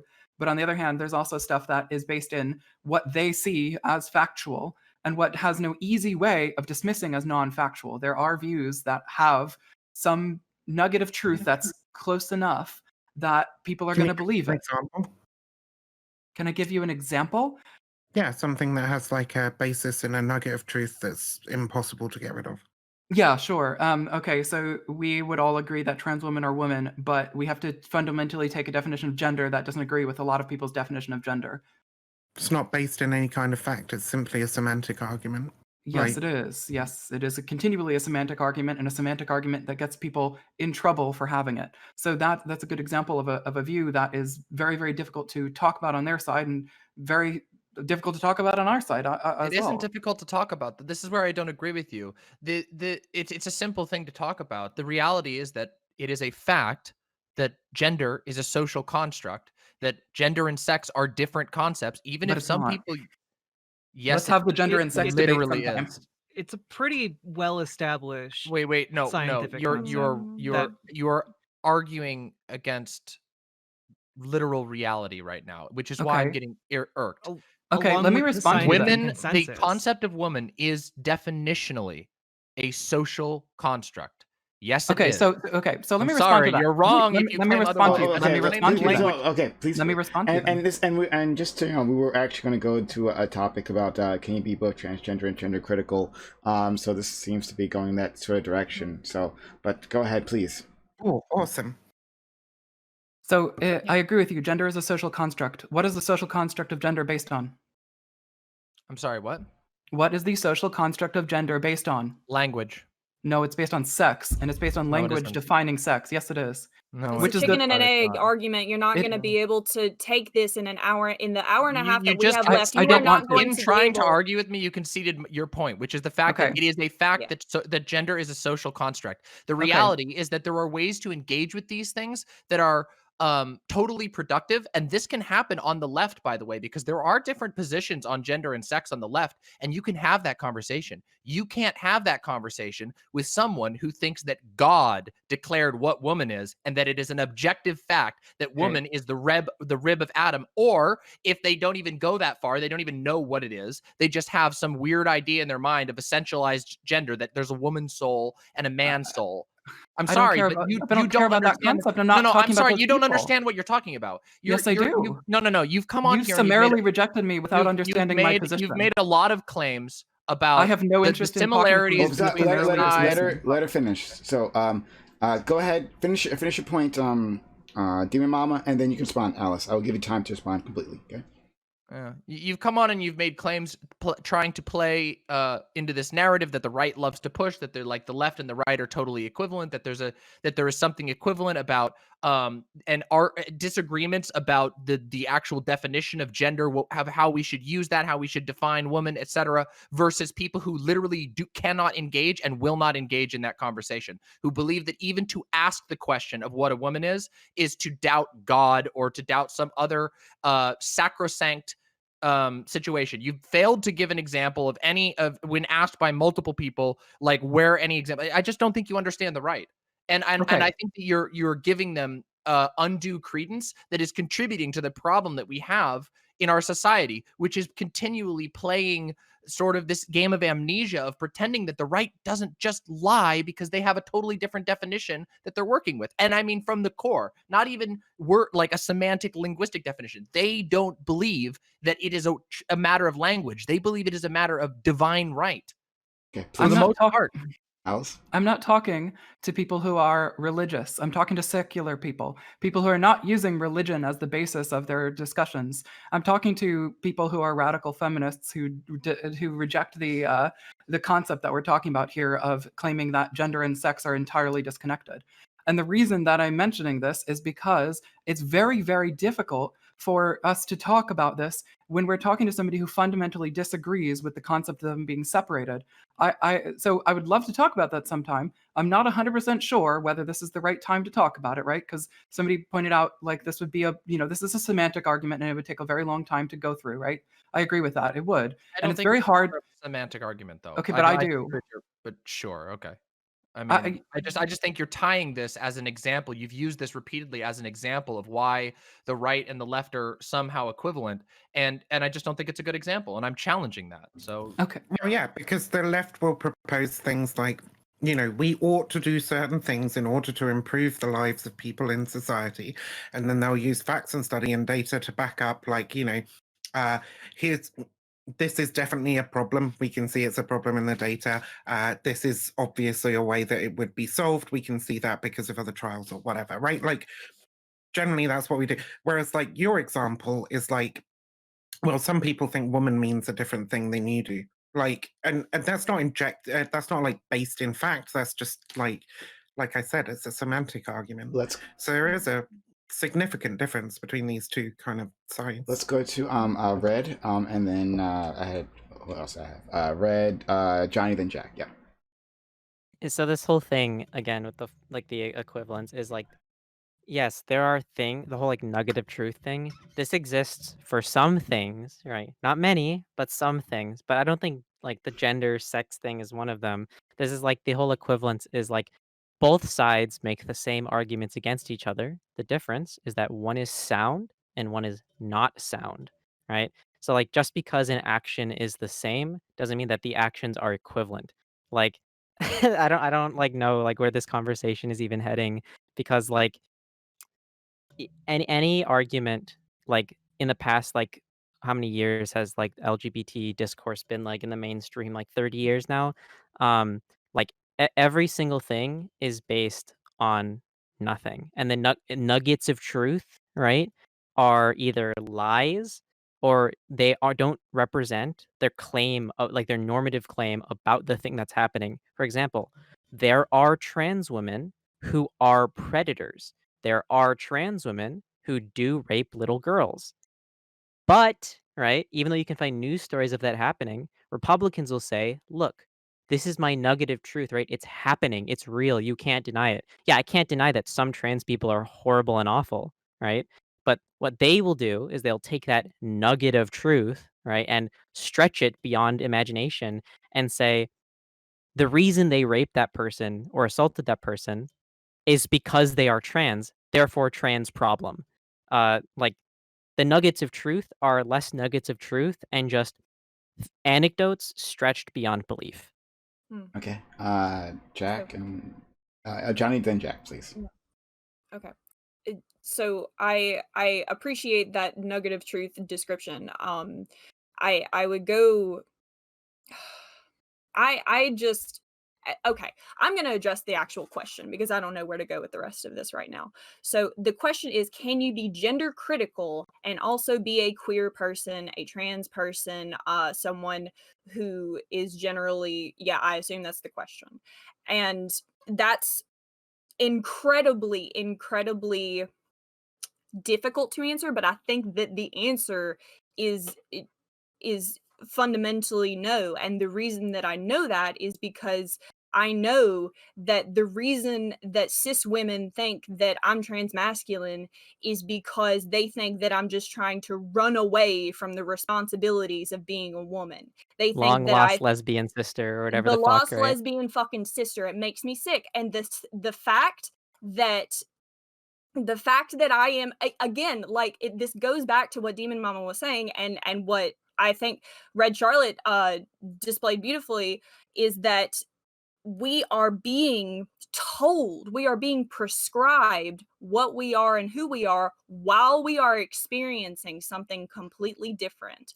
Whereas the right's ideology, when we say that the right is based on feelings and things that are not tangible, we are talking about something that someone has never ever experienced, that I have certainly never experienced, which is a monotheistic cis normative world wherein everybody's going to hell if they stick a dick in a butt. Like it's you gotta laugh sometimes. You have my a way dude. with words, Johnny. Go ahead. Thank you. Anything else? No, that's just like we are fundamentally experiencing. We are experiencing being trans, being non-binary, and this is antithetical to the idea that gender essentialism can exist, that people will always rightfully or objectively have positive feelings and qualities that go with the bodies they are born in. It is simply not true. It has never been true. Queer people have always existed, and the fact that we are being pushed out of the conversation and pushed into the realm of degeneracy is just because of religious fiction. I'm sorry. Go ahead.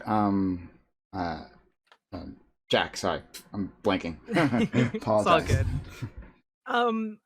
Like I agree that like gender critical people are always going to be like, well, see, we have some evidence here that indicates that gender and sex are different things. But the reality, and this kind of comes back to what Charlotte was talking about earlier, is that it's not equivalent on either side. Like the scientific consensus is that trans people are a real thing that need to be addressed. And like, hey, guess what? We all exist here on this panel. Wow. And like you can see that even like the World Health Organization, like they're like, hey, sex and gender, two different things. Also, we know from like just like experiences, personal experiences growing up, and also experiences that we can quantify in scientific studies, that the outcomes for trans youth are infinitely better if they get treated as their gender identity. And so I struggle with the idea that like gender we need to contend with like this nugget of truth at the heart of like gender critical arguments, because I don't think it's there. Like the best science we have available to us, the overwhelming majority of it, that we should be addressing trans people as their gender, and that gender and sex aren't the same thing. And the idea that like, yeah, I think that some trans people can be gender critical. I don't think that that is I don't think that like trans people are immune from like drawing arbitrary lines between who is and is not valid. I think Blair White does this. I think that there are a lot of trans medicalists who do this. Like, oh, you haven't had bottom surgery? Well, then, honey, you're just a man. Like something like that, like I'm sure a lot of us have encountered something along those lines. And I don't I don't have patience for it, but those people exist out there. And I don't think that their arguments have merit because of like some semantic gobbledygook at the bottom of like the logic totem pole. The reality is that we have to contend with what is real and in front of us. And when doctors are telling you the best outcome for trans kids is to treat them as their gender identity, and that the world's leading health organizations come down on like, yeah, you get better outcomes when you treat sex and gender as different things. I think that anyone who disagrees with that is fundamentally disagreeing with reality. But you've got to understand, all these clinics and doctors and people who say this stuff, they're all in the pocket of big pharma. They make a lot of money from transing all these children. It's true. I forgot about the Globo Homo. I forgot about that. Yeah. And the international Jewish puppet masters, of course, like using it to try and undermine Western society. Yeah, I think like there's a lot of discussion like among like trans activists and cult researchers and anti-fascists and all sorts about whether or not to call the gender critical movement a cult. I think it has a lot of very, very cult-like qualities. Let's go. Not least that shit that I was just saying. Samantha, then Red, and then DemonMama. You have your hand up. All right. Okay, so I believe that you can be and should be, like, I'm going to touch on a few topics right now. Trans medicalism doesn't necessarily mean you have to have bottom surgery. And I'm about to I'm going to come back to gender critical because this is all going to fucking line up. Okay. Trans medicalism doesn't mean like you're not valid if you don't have bottom surgery, but trans medicalism should be promoted in the fact that like we shouldn't be letting people go and just medicate themselves, buy stuff off the internet from Thailand like I started out, and doing it unsafely. Having an endocrinologist, having mental health care, yes, is great and beneficial to people that are going through this. So like just shitting on trans medicalism as a whole is fucking stupid. Can I clarify just what I meant by that? Please. So the only thing I meant by like trans medicalist are the people who draw arbitrary lines about like, well, you're not a real trans person unless you have bottom surgery, or you're not a real trans True scum. person unless, yeah, true scum.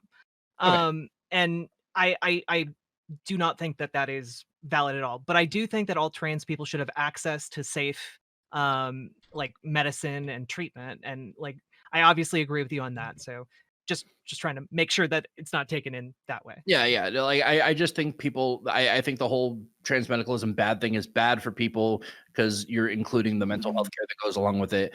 Endocrinologist to watch the blood work to see even if you're like doing your med doses right. I don't think that's what anybody means when they say transmedicalist. Transmedicalism's like cool. I'm just literally, it's saying you're not trans if you don't have like have a diagnosis of gender dysphoria or whatever. It's true scum. It's synonymous. True scum is a when they disparaging say word for trans transmedicalist. Yeah. Like nobody thinks that like trans people shouldn't get medical care or shouldn't have like some kind of psychological care, probably. But there are significant problems with like the psychological care and so on, as we're seeing right now in the United Kingdom, where they're striking down conversion therapy bill after conversion therapy bill in order that they can continue to send trans kids to conversion therapy. There's a tremendous amount of gatekeeping in the medical system over here as well. I'm reclaiming my time. Yeah. Sorry? Okay. I said I'm reclaiming my time, and I think it's actually beneficial for trans people to be fucking gender critical. And if I don't care if you want to say gatekeepy, I don't give a shit.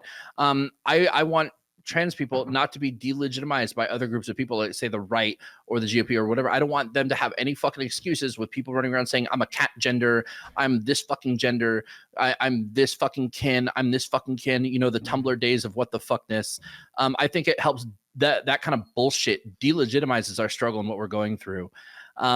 So like, yeah, fuck it. I think there is a time and place to be gender critical as a trans person because I don't want to be delegitimized and what I'm trying to do and go through. Okay, so are you saying gender critical really quick? Are you saying gender critical as in something different from gender essentialist? Because most people use them synonymously. I'm just making sure you use them differently. Clarify the big brain word for me. Remember, okay, gender critical is usually like critical. I understand that like the overall term is gender critical of certain genders and to be a little gatekeepy, which I kind of agree with you. To socially be like gender critical is just a synonym for turf. Yeah. Okay, that's okay. So gender essentialism is generally the accepted word for TERFs and true scum and shit like that. It's essential as in you are born with something and you are nothing else and there's no room for fluidity kind of bullshit. Gender essentialism, you are either a man or a woman and that is that. Even if you're trans, like you have to be dysphoric and trans, you have to be binary basically.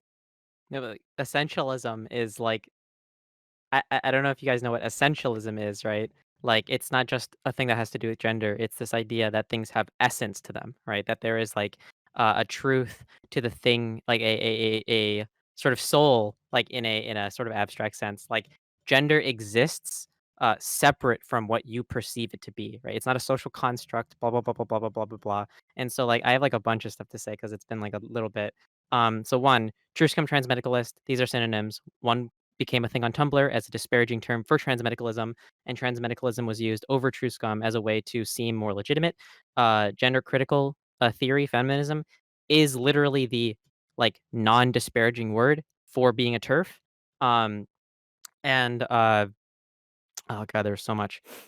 Take your time. Earlier, I wanted to go back to what like Alice was saying like a little bit ago because you sort of got away from that. This idea of needing to understand where right wingers come from, right, and like how that is necessary, like a component in order to actually like make people, not transphobic, right?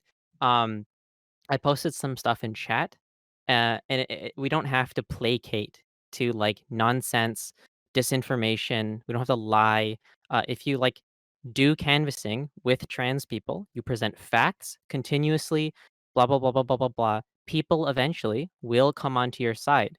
This is just like we're calling it a culture war, right? But it's sort of like a mopping, right? The left, the liberal side, right, currently is mopping conservatives in the culture war.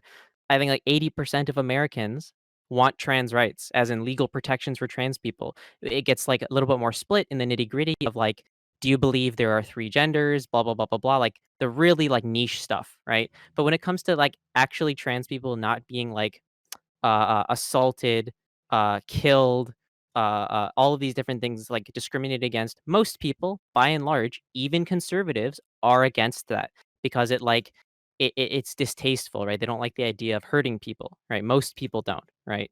Um, and also to like we don't have to placate to people who are like um who are against like neo pronouns, against like third genders or whatever to like seem legitimate because like it's not bullshit. And like I would contend that saying that is one Eurocentric and like explicitly racist. Because like two spirit or whatever, right? These kinds of things, the fuck, what are they called in India? I forgot. But like these aren't like they're not just binary trans people because that's a Eurocentric view of what gender is. These are third, fourth, fifth, and sometimes even to some Jewish people, there are six like categories of gender, right? And just like oh, cat gender, blah blah blah blah blah.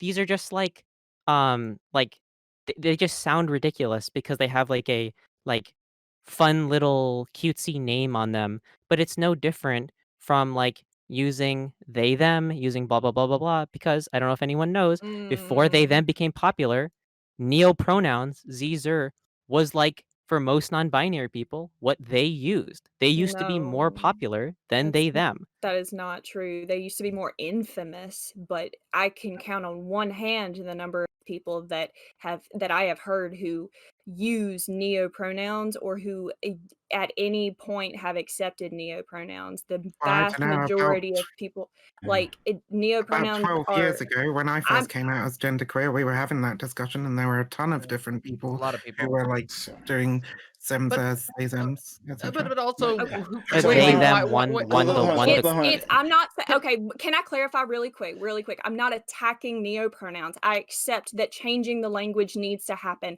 I am taking a stance and I am saying that it needs to happen gradually and that we are closer to they them acceptance than we are to Zer acceptance. I'm just stating that as what I believe to be Sure, No, but culturally you but were that but that's talking why about that's Sure, why hold on, they hold on. them Let Red, hold on, hey, let Red finish, please. Finish your but point. that's why they them won out in the end for most non-binary people is because they said in like back in the day, like this is before Tumblr. I'm not even talking about Tumblr. I'm talking about back in the day.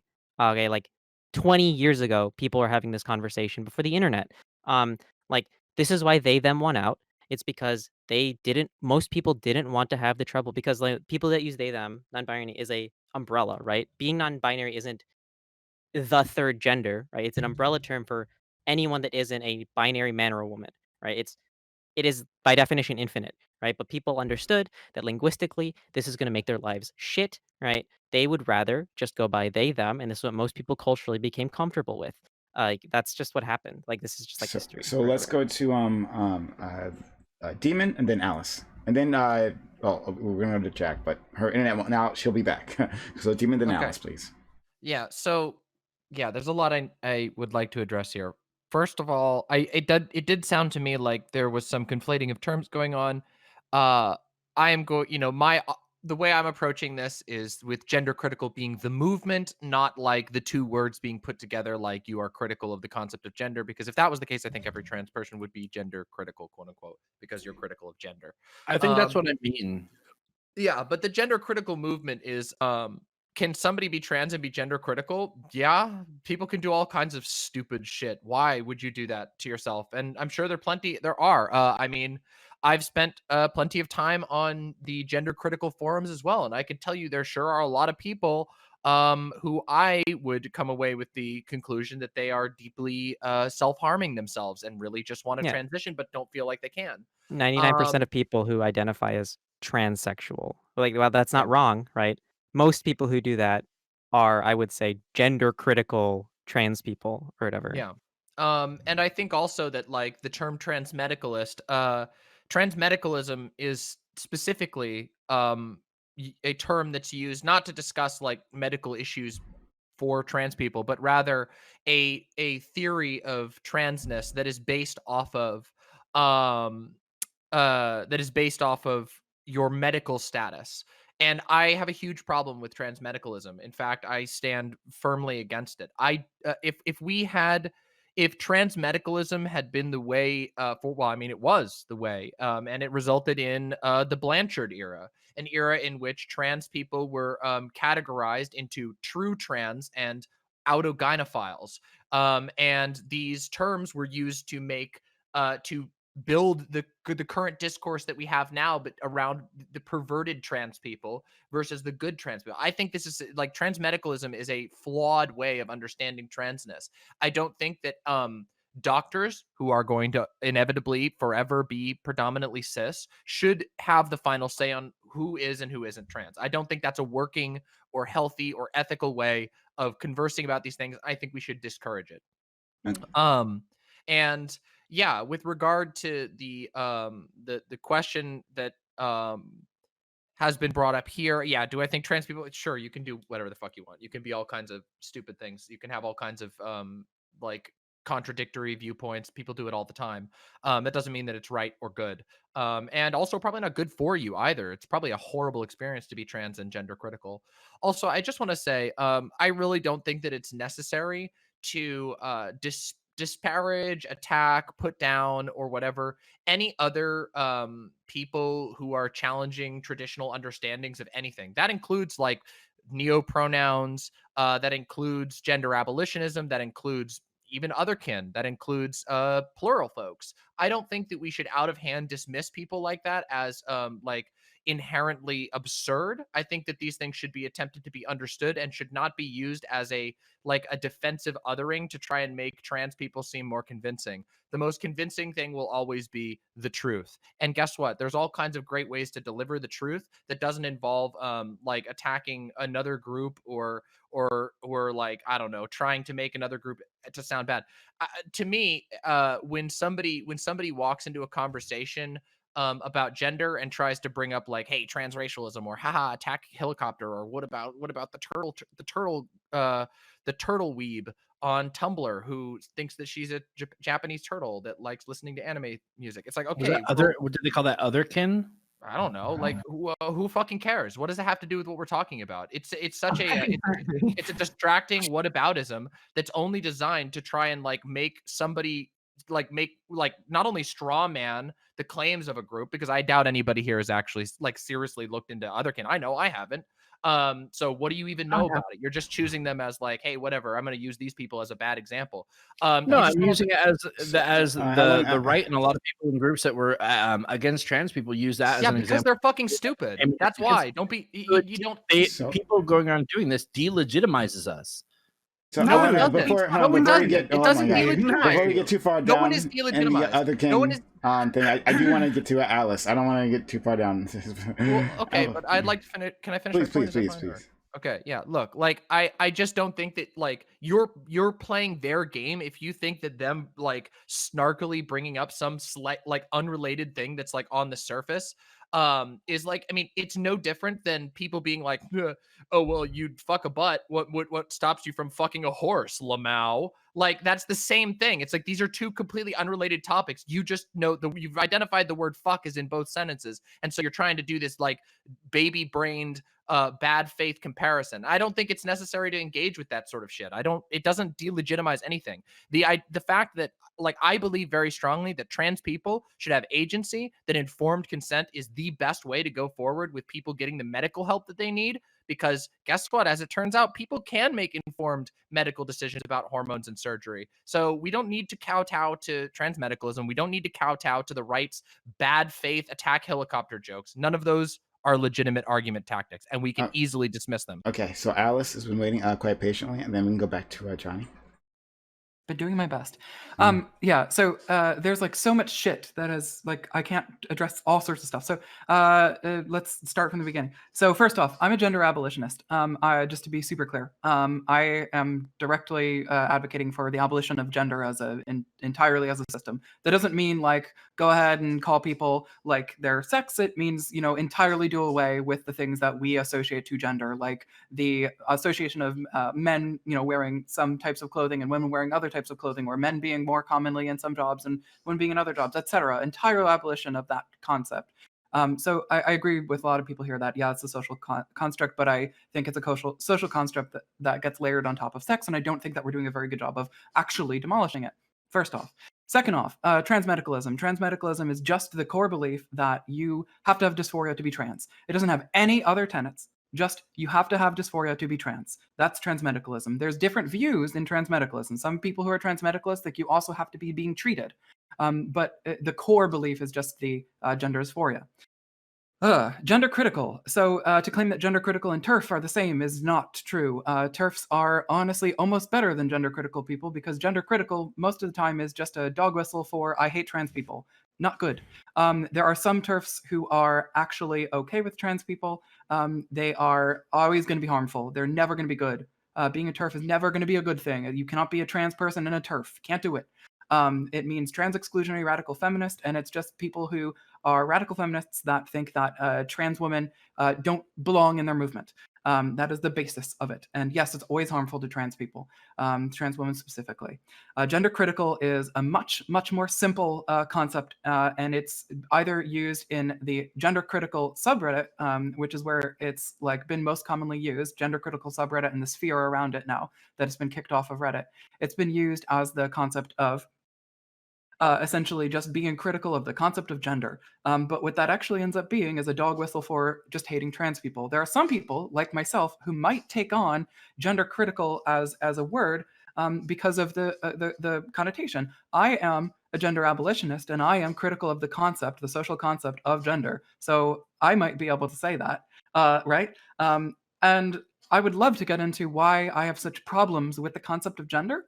But I think I need a longer panel to do that, and I would love to talk about that, but I just don't think we're going to have time on this Hey, panel. guess what? I'm going to do it right now. I'm going to take this opportunity. I'm throwing down the gauntlet. You want to talk after this? You should come on my show, because I have a lot of shit I want to talk We about with you. can. Gender Sure. critical is literally just a rebrand of TERF, right? Like when I put it in chat. So- Yeah, TERF like movement started, like people were calling them TERFs, and they kind of embraced it. And then they decided TERF was a slur because it took on a lot of negative connotations. getting really and now far they all into call semantics. themselves gender critical. Now, do people who are not part of the core fucking TERF movement also call themselves gender critical? Yeah, they do, because they have some of the same fucking ideological motives and shit. But that doesn't mean that like gender critical is like a completely different thing from TERF. It just isn't. And I really just like it's borderline fucking irresponsible to be It like is different. saying Okay. that shit. Hold on. so- This is semantic. All of this is semantic. I am sorry almost that It's I not asked for the semantic, so- clarification for like She's okay. identifying two distinct groups that don't exist. It's not a semantic thing.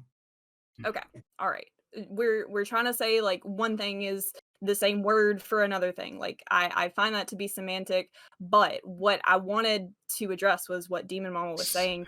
And before you do that, sorry. no problem. So our good friend Joe Laslicer also wants to join in on this conversation, and she's like super hyped about this.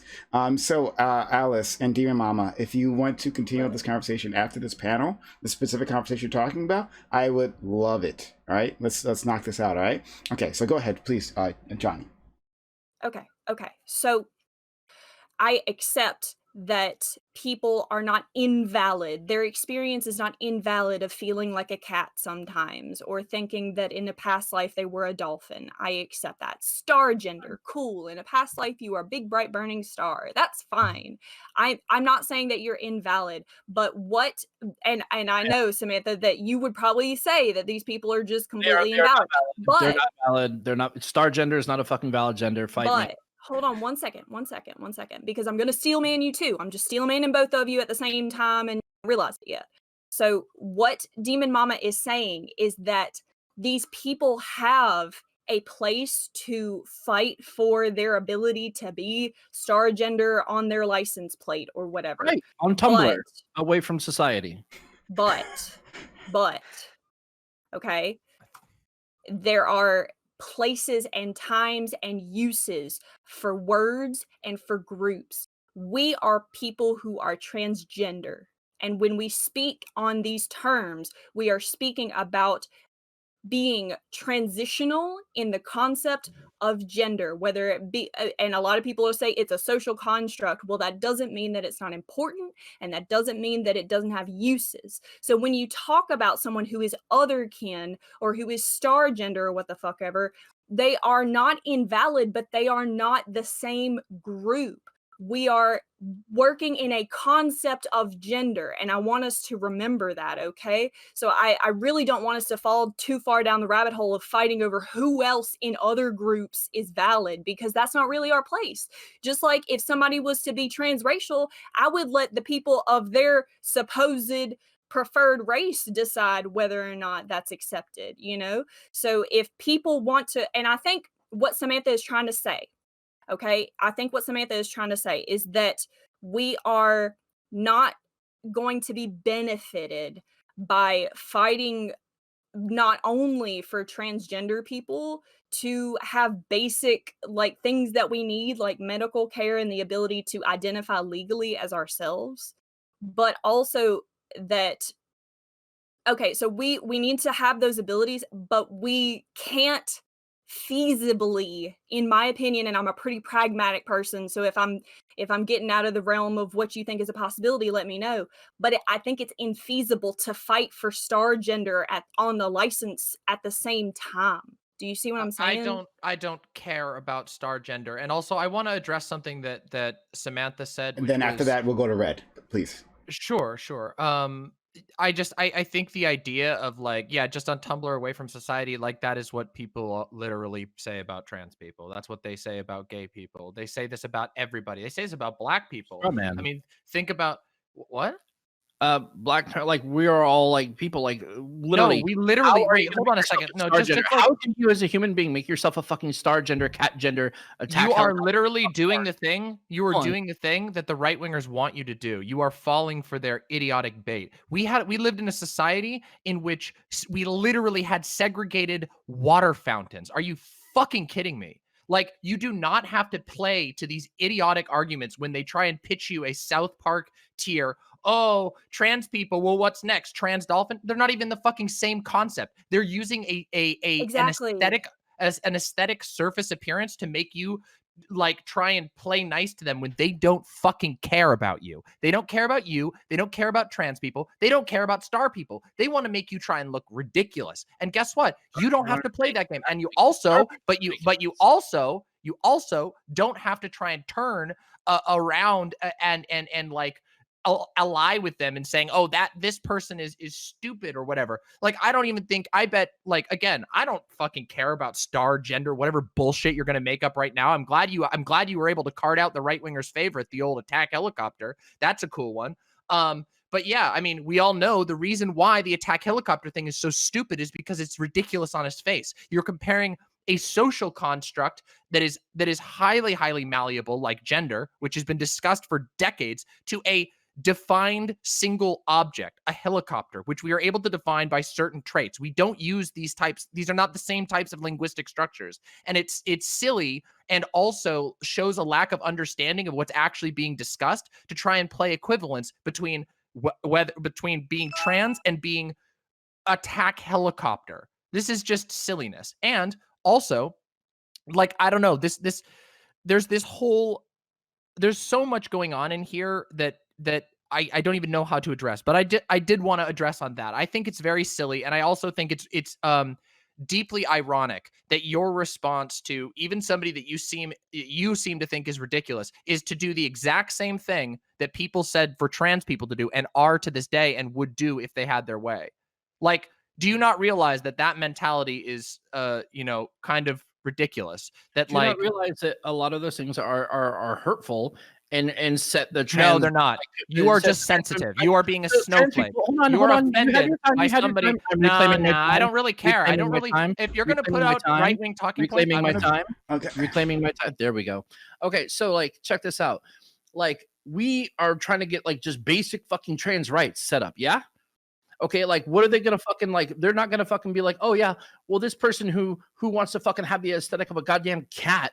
Yeah, let's put that on their fucking driver's license. It's hurting the fucking current movement. Okay, trans. No, it people, isn't. non-binary Some random. people- Some I'm random. not done. Listen. What's that? No. Red's been waiting. We'll go to Red, and then we'll come back to this. Go ahead, Red. Okay, so that was a lot. So okay, so first thing, there is no sizable movement of even within trans communities to get neopronouns currently. People want to do it in the future, but there's no movement, there's no advocacy groups that are pushing for neopronouns on like driver's licenses. So I don't know where you got that one. People want like the X, right, as an umbrella term for like not man, not woman, right? It's the We weren't talking umbrella. about neopronouns. We were talking about Wait, people who use gender wait, in a wait, way wait, that it wait, is not wait, wait, socially sorry, acceptable. Red's been waiting, please. That's because you don't understand those people and you're strawmanning their entire existence, right? So like No, I'm when not. people say, yeah, okay, first of all, I was on Tumblr like all of those years, right, where people were bullying otherkins, right? When someone says they're Same. star gender, they don't literally mean that they're a fucking star, right? That's not what that means. Pronouns, right, are separate from gender. They are a form of gender expression, right? When people say they are fae or fae self, they're not literally saying that they are a fae, right? Unless they're like a Wicca or something. That's completely different. But like But it makes normally, us look they like a don't joke. actually believe that they're a fae. It's makes us look literally like an a joke. aesthetic. It's an aesthetic choice because they It's like stupid. how that pronoun sounds and they like how it makes them feel. They don't literally think they are that thing. If someone says nya nya self, they don't literally think that they are a cat, right? They are most other kin people are not like unironically think they are those things or like trans species or trans whatever. Those people just have like a different neopronoun that they think looks nicer or makes them feel better. It literally I just wanna there's no point out- material difference between Zer and Fae self. The only distinction is in your head because you have this idea that you think it's holding back the movement. Where one, you will not be able to provide literally any substantiation for that because one, neopronouns aren't even in the mainstream. Not even fucking Republicans in the mainstream talk about neopronouns. Nobody has fucking said the word otherkin on fucking cable news. None of these things are happening, and trans people are winning the fucking culture war. It's not happening. Like, you don't have to placate to fucking bigots who bully 14-year-olds because they like how a certain pronoun sounds in order to win your fucking rights. It's literally I'm the good one, they're the bad trans. It's completely unnecessary, and you will have like no empirical basis for like holding this position. It's ridiculous. I just want to point out that this is exactly why these sort of talking points are churned out. They are done to waste everyone's time over things that actually really aren't even that big of a thing. And you probably, if you actually took the time to sit down and talk about it, you could probably find that there's some level of truth or value in some of the things that are being said. Like, for example, how do you know that somebody, I mean, I don't even know. I could come up with 100 examples. People have all kinds of reasons for why they flaunt and fight against systems or resist them or whatever. And some people have really really dumb reasons. But the idea that some random kid on Tumblr who has a questionable understanding of gender or whatever, or thinks they're a star, like, is a danger, is ridiculous. It's the same. It's no different. That sort of like, I need to bring these people up and like use them as a bludgeon to try and win favor from right wingers is the same mentality that leads people like Fox News to fixate on like Mr. Potato Head changing the packaging to being Potato Head instead of Mr. Potato Head. It's trying to make something into an issue for no reason, and it only seeds ground to far right people. I really do. I really am gonna push back on this because I like it, there. When I said I don't know very many people who use neopronouns, Charlotte, I think you thought that I was attacking those people, and B, I know a ton more people. Yeah, B, I I'm know a mainly ton more talking to people. Samantha. No, I was I think, talking to yeah. Charlotte. When I Charlotte was was like, talking about Samantha. oh, you were talking about Samantha. Okay. Well, Yeah. anyway, the fucking, I apologize. I didn't mean to be defensive on that. So when when you say otherkin and shit like that, and you literally say, I think I am a cat, like, that's the kind of shit that Who Samantha is fucking talking cares? about. This is Mr. Potato Okay, Head okay, shit. listen, I'm trying. A majority Demon of Mama, you have talked a lot. majority Yeah, of please, Americans You have Fine. talked a cares. fucking lot, so please let me talk for like 2 minutes, John- okay? Uninterrupted, Johnny, if you don't please. mind. Yeah. All right. So, I am going to reference Rachel Dolezal and her weird shit about being transracial because this is the actual real shit that we are talking about as a community. And I accept, Demon Mama, that you don't want to, like, a lot of people are having this conversation in the trans community, and if you think they're not, maybe you haven't seen it, just like I didn't see people accepting Zer pronouns. Okay, we all have different No. Hey, we gotta let her finish, please. Let them. I apologize. Let them finish, Johnny. Jesus Christ. Okay, so all I'm trying to say is that they're not the same thing. I'm literally trying to steel man you, Demon Mama, and you let me talk. We are not talking about the same thing when we talk about somebody being when we talk about transgender, we are talking about the social construct of gender, and we are talking about transitioning in, out of, outside of, in between, the concept of gender. And I would really, really like for us to get back to gender, because I agree with you that attacking other groups doesn't help us.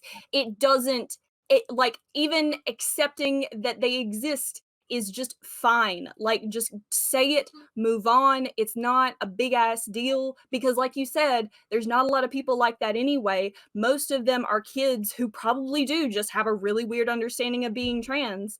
And we are kind of just falling into these right-wing talking points. But then you have people like Rachel Dolezal who try to say that they are equivalent to, and you have people like Redneck. I saw some dude named Redneck who used to come on with a Q at the end, like a fucking weirdo. He used to come on panels and he used to say that he is a black person, or what the fuck ever, that he is transracial. And he is the example that I'm trying to talk about. That is the kind of shit that we have to contend with in order to do something like win the culture war. And so I agree with you, Demon Mama. Hold on, I'm almost finished. I agree with Demon Mama when I say that they are two completely separate conversations, and the shutdown is not those people are not valid. The shutdown is that's not gender. That's not what we're talking about when we talk about transgender issues. Okay, I mean, that's what I said. Yeah, that's what I said. Yes, I was agreeing with you the whole time. Well, okay, it didn't at a number of points. It did not sound like you were agreeing with me, just for the record. So I don't know. Maybe there was a miscommunication on there. But most of my points were not made against you. They were made against Samantha's position of saying those people should just exist in the Tumblr sphere where we can forget about them or whatever. However, I acknowledge to a certain degree what you're talking about, but at the same time, I do feel like with the Rachel Dolezal thing, like this is the Rachel Dolezal thing is a perfect example of what I'm talking about. It's about some random, dramatic, like granular one-off event in which it's arguable whether any harm was actually even done, and who knows, but the right-wingers air puffed the shit out of that thing and have turned it into a talking point for years, and we've had to hear about this stupid random person who did one random thing because she said it's like, if you even look into the details, it's like, okay, so maybe she had some connection. Who fucking cares? And it reminds, the reason why I get so frustrated with this is because we keep having to encounter these like transracialist arguments. And by the way, just so you know, for Redneck, I literally debated Redneck one-on-one, and he used that argument against me, and it was easy. It's easy to deal with that. You go, what the fuck are you talking about, dude? We're talking about gender, not race. And if you really want to get into it, there's actually an interesting conversation to be had about race, because race is also a severely flawed social concept. So you could talk about that, but they will never do that because it's not a good faith engagement. Nor is bringing up star gender or otherkin or any of this. It's not a good faith attempt. It's just a throwaway line to try and make somebody else sound bad. So I want Samantha to be able to. I want Samantha to be able to respond, then Vivian, because you've been trying to get in for a while. So Samantha, Vivian, then Jack. Okay. So it's like, I'm not saying that like people aren't valid, right? But I'm saying that like giving these people ammunition to use against us, like at least like trans people, non-binary, based off stuff in the human structures. When you start trying to pull like random shit like fucking dolphins, stars, I don't give a fuck. Like it hurts. Like it hurts. It makes us look like a fucking joke. shake your head all you fucking want. I don't give a shit. You're just being a snowflake, is all. Really, your chat's the one telling me that they want to throw toasters in my bath. Get the fuck out of here. Nobody said that. Bullshit. So Nobody said that. Like, it's turning. Please. It turns this into a joke. Gives the other people. That's a hell of an allegation to make on a panel. That's a pretty weird shit to do. I'm watching 3 chats. Get out of the chat and pay attention to the conversation. Okay, all right, please. Let's just focus on the actual topic. Go ahead, please. So it turns it into a joke. Okay, like I don't care if they want to have some aesthetic, right? But like people want to be like, oh well, who cares? It's not doing anything. Like, yeah, what utility does this have to get the general population of the United States to be more accepting of trans people? It has no fucking utility. It's, oh well, trans people. Now we're gonna have to make fucking room for cat people. Now we're gonna have to make room for this fucker. Now we're gonna have to like, where does it fucking end? Oh, now we got to make room for gay people. Now we got to make room for trans people. Oh my god, wasn't trans enough? Now non-binary. Oh my god, black people. Oh god. It's the same shit. You're mimicking their arguments. You are the one who's giving them the fuel. Are you sitting here saying cat gender is valid? No, I'm saying you're not doing any favors. And guess what? And maybe it is. Invalid? Maybe it is. Yeah, How do you know? Have you valid. ever even actually done any fucking look into it? Like, who fucking cares? It's not related to anything that we're talking about. You're just making I it up. care. I care because conservatives use that as fucking ammunition against my they fucking fucking rights. don't. It's not Conservatives. ammunition. That's like if somebody throws a banana peel at you and you're like, oh my god, you just nuked me with this banana peel. It's like it's a useless argument that they use to distract and waste everyone's time. It's not good faith. So It's not. And like using it as a bludgeon again to just try and out of hand invalidate everyone and call them dumb fucks or whatever that you probably haven't even actually looked into, which I'm just making a little gut check on that one that most people probably actually haven't looked into any of these things. Then I just think that's kind of shitty. And I think it also like the idea that like you need to try and demonize some random anonymous children on Tumblr in order to win over some favor that they're never going to give you anyway is ridiculous. And you give credence to their points by treating them like they're a serious point. There is no serious point to be made. You give credence to their points by letting them fucking have this ammunition to use against us. No, I don't. I am immune to it. No, I have the Chad position. They bounce off me like okay, Chad. Yeah, because guess what? I'm not scared of some random Tumblr teenager being like, "Oh, I'm a dolphin," and then what do you think we should do? Do you think we should base? Hold on a second. Hold on. I'm talking. Now I'm on a roll. Now I'm on a roll. After this, I want to let Vivian, please. Okay, yeah. Well, let me just say this. If we were to use your standard for all of political discussions, then I guess we should be having a fucking giant internal community meltdown over a 4-year-old who walks to the room and goes, "Mommy, I'm a dinosaur." Then you go, "Oh my god, what are you doing?" And in fact, oh wait, it's really funny because right-wingers literally did that. They literally write comics about kids being, "I'm a tiger gender." And guess what? It's bullshit then, and it's bullshit now. Okay, it's so snowflakery. Let's move on. Vivian, please. If we're to use your points, then like Rachel Dolezal's a valid fucking black human being, and fucking everybody else. Not the same thing. You're doing the right wing argument. Let's move on. Sorry, hon. We're gonna be back and forth. This back and forth is gonna last forever. I guarantee you it will. Can I say one thing real quick? One very quick thing, because then Vivian's been waiting. Yeah, it's like one sentence. To the chat, everyone in chat, I'm gonna. This is my position right now. The only reason I don't respect Apache helicopter identities is because I know it's insincere. If someone was sincerely said that my pronouns were like Stinger/Stinger missile self, I would respect that. Okay. Fair enough. All right. Let's go to Vivian, and then Jack, and then Johnny. This fucking hurts me, like a lot actually. Like back in shit, must have been 2009, 2008, 2009 when I was like really trying to fucking get to grips with the idea of like being genderqueer, which is what we called it at the time. Everybody says non-binary now, but they're essentially just synonymous. There was a big discussion in the trans community in general about like pronouns and all this sort of shit.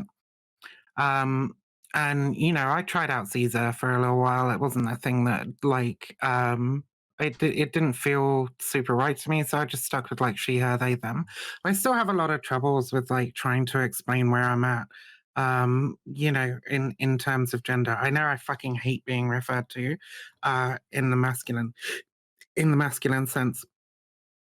but I could easily go for a Ziza, Zazim, whatever, right?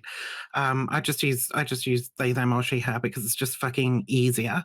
But like the people who are experimenting with this and exploring this, they're trying to communicate something, right?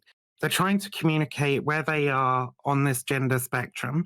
And some of them are saying, well, gender essentially is just bullshit. So I'm just like, my pronouns are an aesthetic that I'm going to use. And that's a perfectly valid position as well. But a lot of them are trying to, if you talk about, demigender or grey gender or all these sorts of things, they're attempting to enunciate like whereabouts they kind of are on this gender spectrum and therefore like how society should treat them. And I think it's just really fucking, because a lot of the conversation so far has been like, oh, these people don't fucking matter, or like we shouldn't be talking about these people. And that's absolutely not the fucking case, in my opinion. These people are for the most part, probably quite young people, but there's a lot of older people that use, neo pronouns as well. But they are part of the trans community. They are part of the trans movement, and they deserve the same fucking rights as everybody else. And if you're going to just say, well, these people look ridiculous to other people, I look fucking ridiculous to like most people, right? Like if like when I'm out on the fucking street, like I don't know, sometimes I pass, but sometimes I don't. And I don't really care too much about it because, my gender expression is like somewhat fluid. And I'm just like, if your argument is they look ridiculous to people, fuck, Samantha, you probably look ridiculous to most fucking Republicans. So does probably most people on this fucking panel, right? You can't just be like, oh, well, they look ridiculous to people, therefore, like, we have to fucking demonize, victimize, bully them on behalf of the right, which would be doing that anyway, regardless of whether or not you're on board with them. It's just horrible, and it hurts. It makes me sad. And for the record, just in case there was any misunderstanding in my frustration and anger, I don't think that like to bounce off what Viv said, I don't think that like these people shouldn't be like cared about at all. And I hope that didn't come across. I mean, I did literally say who cares, but I mean in terms of this conversation, I think there's actually some interesting conversations to be had about what gender is and how you fight against the concept of gender. And some people say the best way to deal with gender is to make a joke of it, and that's okay.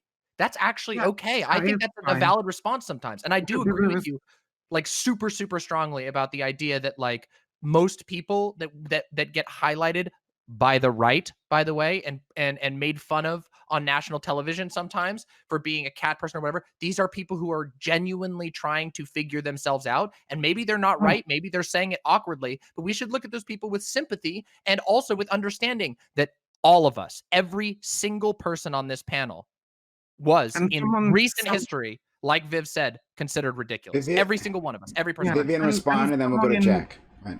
So someone in chat just said like, oh, well, they're most of them are like 40. There are older people that use like neo pronouns and all that shit. But like, even if they are just 14 fucking year olds on Tumblr, they absolutely do matter. They're part of the movement. They're part of they are the people that we're fighting to have like a better fucking life than one struggle. When I was a teenager, right? No, they're the people that I want to be able to like have access to fucking puberty blockers and hormone treatment and the things that are currently being taken away in this in my country right fucking now. So they absolutely do fucking matter, and we should be listening to them, and we should be trying to understand them. We shouldn't just be discarding them because there's something that society thinks is ridiculous. Because, like I said, every single fucking one of us on this panel would have been viewed ridiculous by by the right. Probably are still viewed as ridiculous by certain portions of the right as well. Let's go to Jack, then Johnny. So one of the things that I hear a lot, and not just like when it comes to this discussion, but I mean often when it comes to this discussion, but like Republicans don't care whether what they're criticizing is based in fact or not. Like we don't have like an epidemic of like transgender serial killers or transgender pedophiles, but they still run with that narrative, right?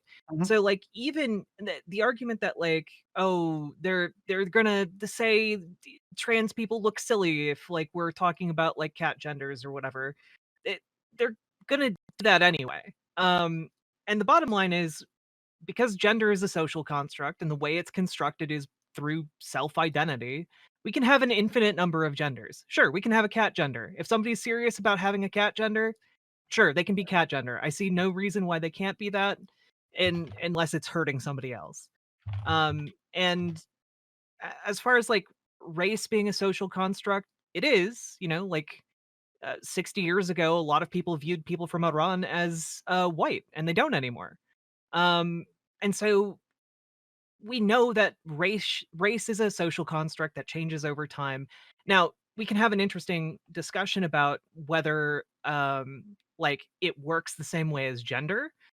Maybe it doesn't, but like it is at the end of the day just kind of one of these ideas that is tangential. Not all social constructs are constructed the same way not every building is constructed the same.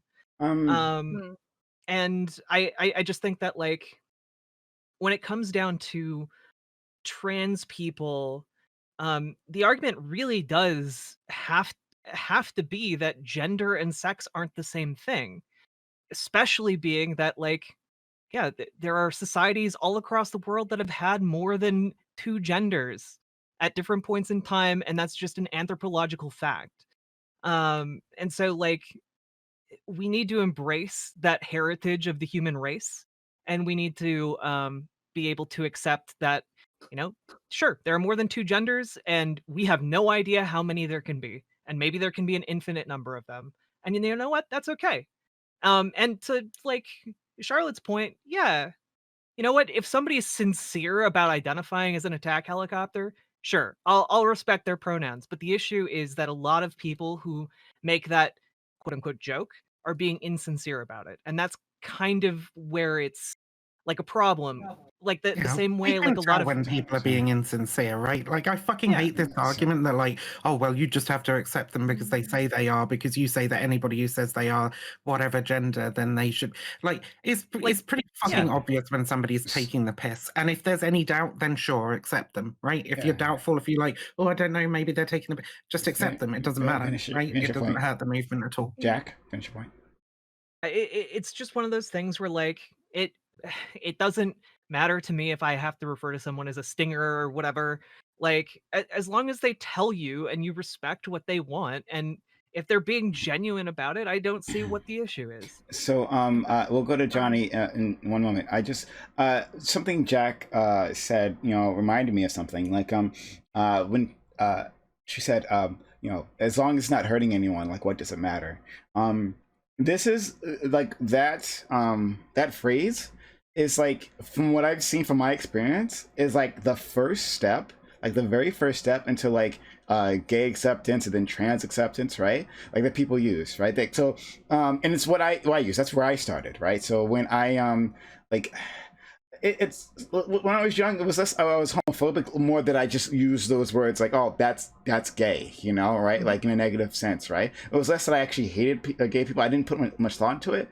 But then when I was making that transition into like realizing, well, okay, what I'm saying is wrong, I'm hurting people, right? The first thing that I said was like, well, as long as whatever they're doing, as long as they're happy and whatever they're doing isn't hurting anyone, then that's okay. When I started to accept the idea of transgenderism, it's the same words I use. When my friends started to accept those words, like when I badgered them, my friends started to accept it. The very first step is you start with that. I think it's just interesting to use that phrase because I feel like it's just like the easiest thing that we can do, like the most basic thing before you get to an understanding, right? Like a deeper understanding of the issues that are the LGBT community has to face, right? It's just like, oh, okay, well, I guess they're not hurting me, they're not hurting my family, so like, what do I care, right? I just thought that was really interesting. I'm sorry. Go ahead, Johnny. Okay. I'm not going to touch transracial with a 10-foot pole. I'm a white person. I don't experience racism. I'm not going to touch that. I know that Rachel Dolezal hurt her community and what she did, but that's about it. That's all I know. But when it comes to what I am, which is transgender, I often talk about the queer kids. I often talk about the queer little kids who need to be accepted and who need to be loved. And I was one of those kids who like had a weird experience of gender. And for a long time, I did think I was a cat. You know, me and my friends walked around with cat ears in school, and it made us feel better about being stuck in these weird little bodies that we have. And at the end of the day, and right now, by the way, I'm not speaking for trans people as a whole. I'm speaking for me. For me, it is kind and pragmatic to go to a 14-year-old who insists on being called like a neopronoun that's hard to pronounce, or something that has to be like completely and totally new in order to perfectly describe who and what they are. I find it kind and pragmatic to say, I accept that you have these feelings, and I accept that you are trying to express them in a way that is verbal, but you also have to understand that part of verbal communication is interacting with the world as a whole, and the world as a whole needs a little bit of time. It needs they, them instead of Zer for maybe, 10 years or so. It needs that kind of thing. And I don't want those kids to be further ostracized just because they don't have queer adults like me. I didn't have queer adults. And so I walked around thinking I was a cat for like 3 years.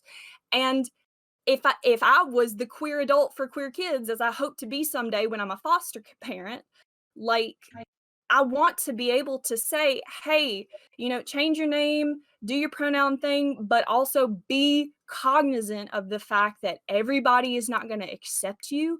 And if you go with something easier, it might be a little bit easier on you as a person. And no, I'm not saying that that's a monolith for trans people. That's just me as a person. So do you know why, like, the majority of people detransition, right? Because of how difficult it is for them to live as their preferred gender in society. I don't think that we should be like sitting here saying, you shouldn't use neo pronouns or whatever because it'll make shit harder for you. I think everybody who uses neo pronouns is aware that it's less accepted than like they them. But we should be doing the opposite. We should be pushing people to use them more so that it becomes more accepted. Because if it's something that people want to do, if it's something that helps them to actualize their gender and communicate their gender to other people or feel comfortable in their own bodies and their own skin, we shouldn't take away that method of expression from them. Just like we shouldn't say you shouldn't transition because people won't accept you. Like it's a very deeply personal decision. Coming out at all is a very deeply personal decision and depends on your own personal sort of situation. So I'm not saying we should go, oh, well, if your parents are going to kick you out of the house, you still absolutely have to transition. But we absolutely shouldn't be like sitting here trying to discourage people from doing it either. Okay. May I respond, please? Yeah, sure, please. Okay. So again, I'm not saying that the whole trans community has to act like me and try to be pragmatic.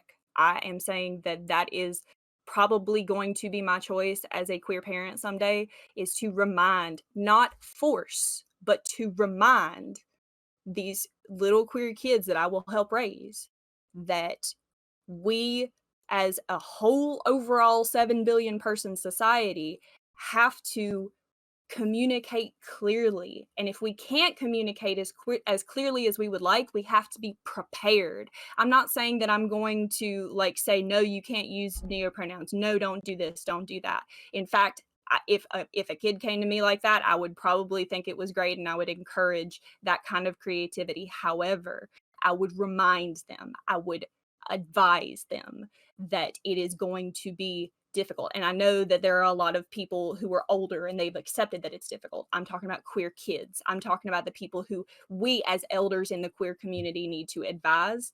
And overall, I think it's great that we're having conversations about this as a trans community, because we can come to these understandings as who we are going to be as elders and how we are going to affect the next generation, because we didn't have a generation before us.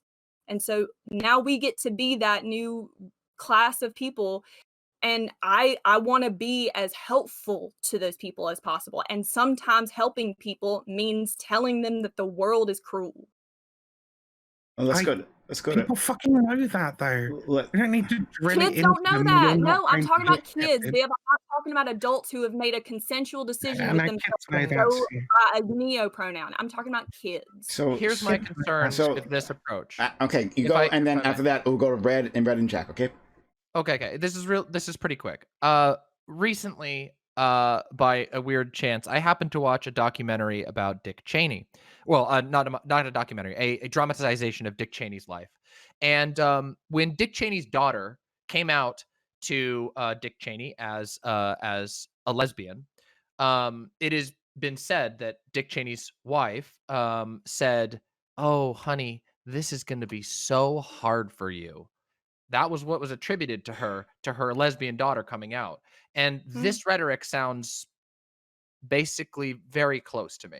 And I recognize where it comes from, because there is some pragmatism to that. The idea that it's going to be harmful, but that is also very, very often used for the exact same reason as why. I mean, I remember my own family when I came out as trans being like, "Oh, you're making this so hard for yourself and for us. Why would you choose this path? Why would you Yeah, do mine this?" did too. And- Mine did too. But Right. just because But- my granny told me that this is going to be hard doesn't mean she doesn't love me and support me. It was helpful to Oh. be reminded of that when I was 17. I think that it's a thin line, and we should be careful around that type of rhetoric, is what I'm saying. I don't think you're Okay. entirely in the wrong here. I don't think that you're equivalent, but I do think I think there's a reason why a lot of people with conservative views will use that sort of general societal concern. Yeah, society is horrible, but we also have to recognize that, like, our society will not get better if we don't acknowledge that, like, suppressing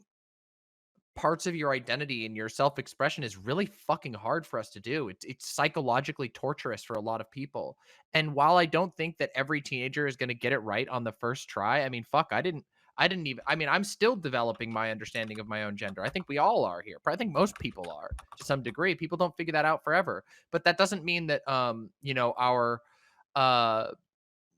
default approach, and I don't think you're saying this, but I don't think our default approach should necessarily be that, like, oh, society isn't going to accept you, because society won't accept a lot of things. Society doesn't really accept me. Society doesn't really accept most of us on this panel right now as it stands.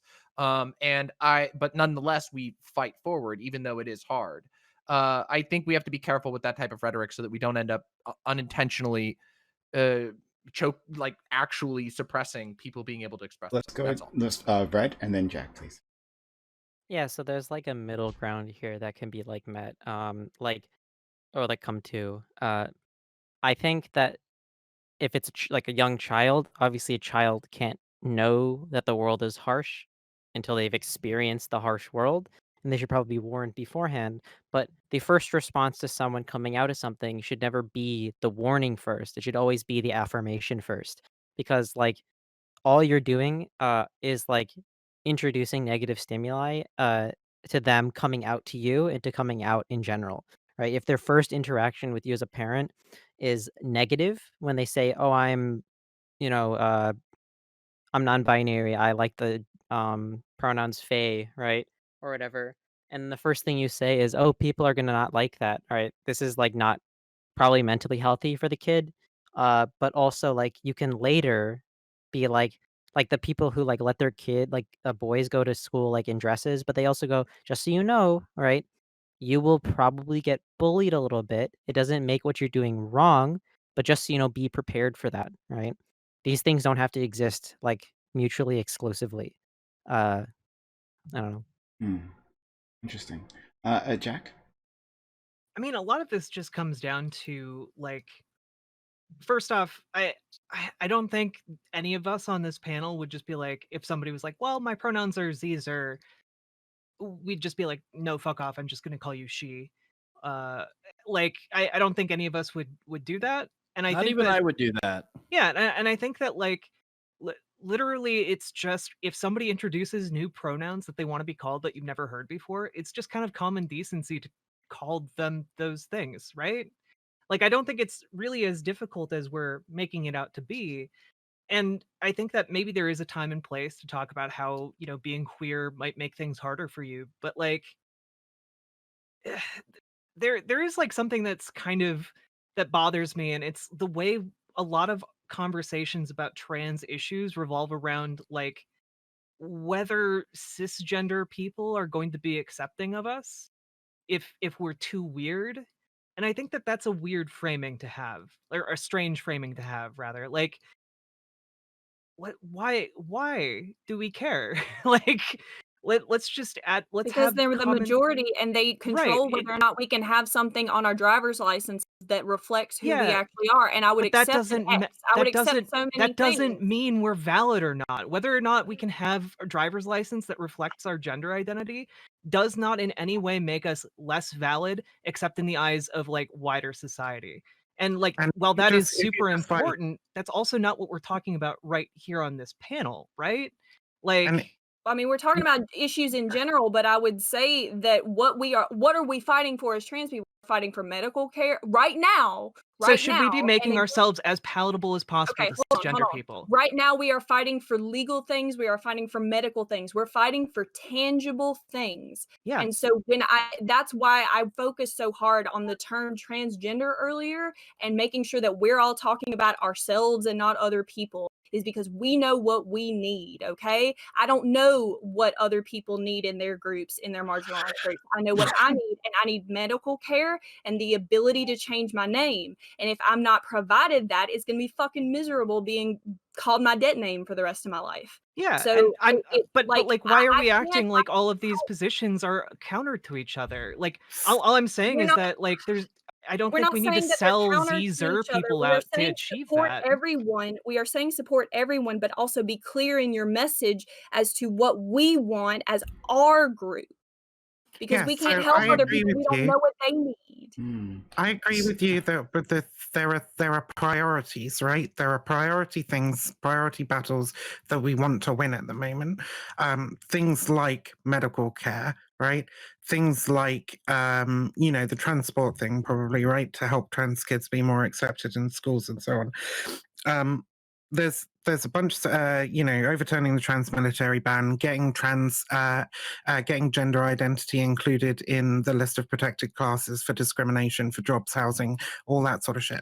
These are really, really important battles. And yes, those are the things that we should absolutely focus on. So basically sitting around going, actually, you know what, the Republicans are right, and all these fey gender people, no, like, it's not gonna fucking get us there. Like, we can focus on those fights and just go, and when somebody talks about fucking cloud gender or whatever, just go, who cares, dude?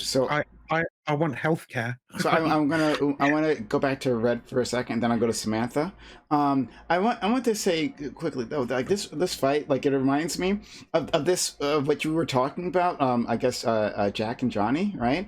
Of the fight that happens within the Black community, like about like respectability, like being concerned about like what the dominant white society like thinks about us, right? Like you have to dress in a certain way. You're embarrassing the group, right? It's something that I've always well, not, excuse me, I shouldn't say always, but it's something that I at least currently reject. But I can see, but I see why people fall into that. And I'm not trying to like pick a side here between either of what your arguments. I'm just stating something. But I just understand why people fall into that. It's because it's like this is a distraction to like the larger goals, right, of the African American community. Like what we want to like we're trying to like get into these spaces of power, right? And to do that, to like ease the friction, right? Like, well then, hey, put on a suit, right? Like take off your fucking hoodie, right? And don't talk back to the cops, right? Like don't challenge that power so that we can get into those powerful spaces in the hopes that we can, once we have that access, that we can change things. I think it never actually works like that though. And that we end up just dividing our community. But I'm not speaking on trans issues. I'm just trying to relate Yeah, something to, no, so I want to make sure. Yeah, it's something I totally want to fair know. analogy, and it's assimilationism, whether it's in the trans community or it's in the Black community. Like it is very much tangentially related. Essentially, what one side of the argument is that we should make ourselves palatable to the powers that be in order that we can we can more reasonably argue for our positions from a place where they respect us. And assimilationism just doesn't work because it just ends up destroying who you are. You can't fight for the for the rights of the people that you are by changing who you fucking are, right? Let's go to Red, then Samantha, then DemonMama. Okay. Yeah, so this whole our image as a group will affect advocacy. I think sure it does because we exist in a social space, perception and optics, blah blah blah blah blah. But it's not gonna work. Trans people, black people, marginalized people, they know when they're in their daily life, right? You can just be yourself. Everyone knows, oh, if I'm gonna go talk to a congressman, I'm not gonna go fucking wear these glasses and my fucking Lolita dresses and uh have wild makeup on. Everyone knows when you're in advocacy professional groups, you're going to act different, you're going to talk different, you're going to say different things, right? You're going to focus on different things, things that cis people, cis normative society are actually going to care about, right? And trans everyone already knows this. People know how to act in different situations. There's no need to change who you are in your daily life and your identity and your expression to gain rights, because again, like Vivian said, it's sort of against the whole point. You're supposed to be fighting to be your true self, and if you're fighting to be your true self by not being your true self, then you're not actually fighting for what you want. Sam will be back soon. Let's go to Demon, please.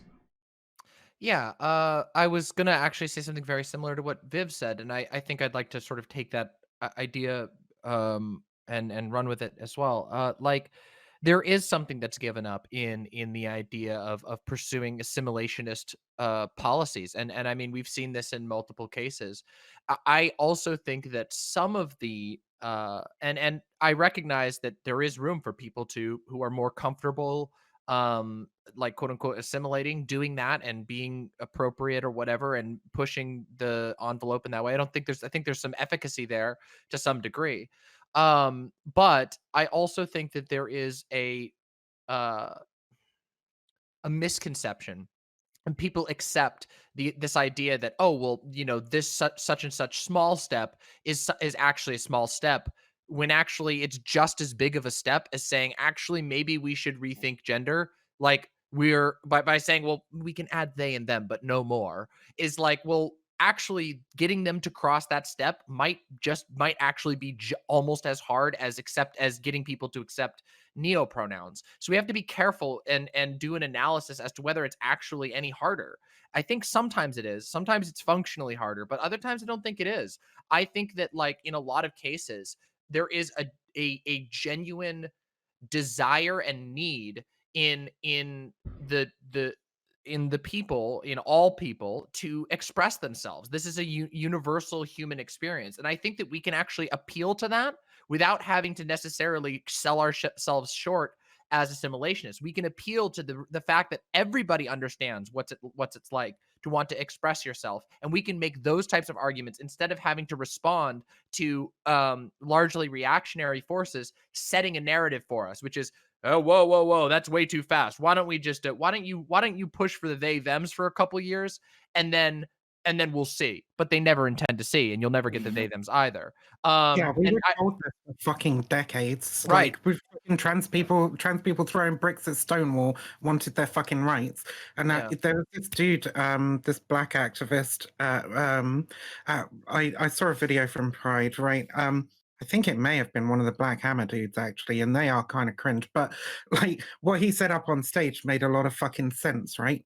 He got up on stage at Pride and he was pissed. He was angry. He was like, "Y'all ain't fucking supporting us, right? You won your fight for gay rights, and now Tom and Becky get to walk up the aisle, and I still can't fucking walk to the liquor store without being stopped by the Po, right?" and that's ultimately what happens is the people who are assimilationist enough, they might be able to push forward and get some of what they want, and in the meantime they're just saying, no, don't let the other ones anywhere near us because they're going to ruin the advances that we've made. It doesn't work. You can't do it like that. Yeah. You have to And bring everybody along with you. to get out in front of some people who might draw comparisons to, say, like accelerationism.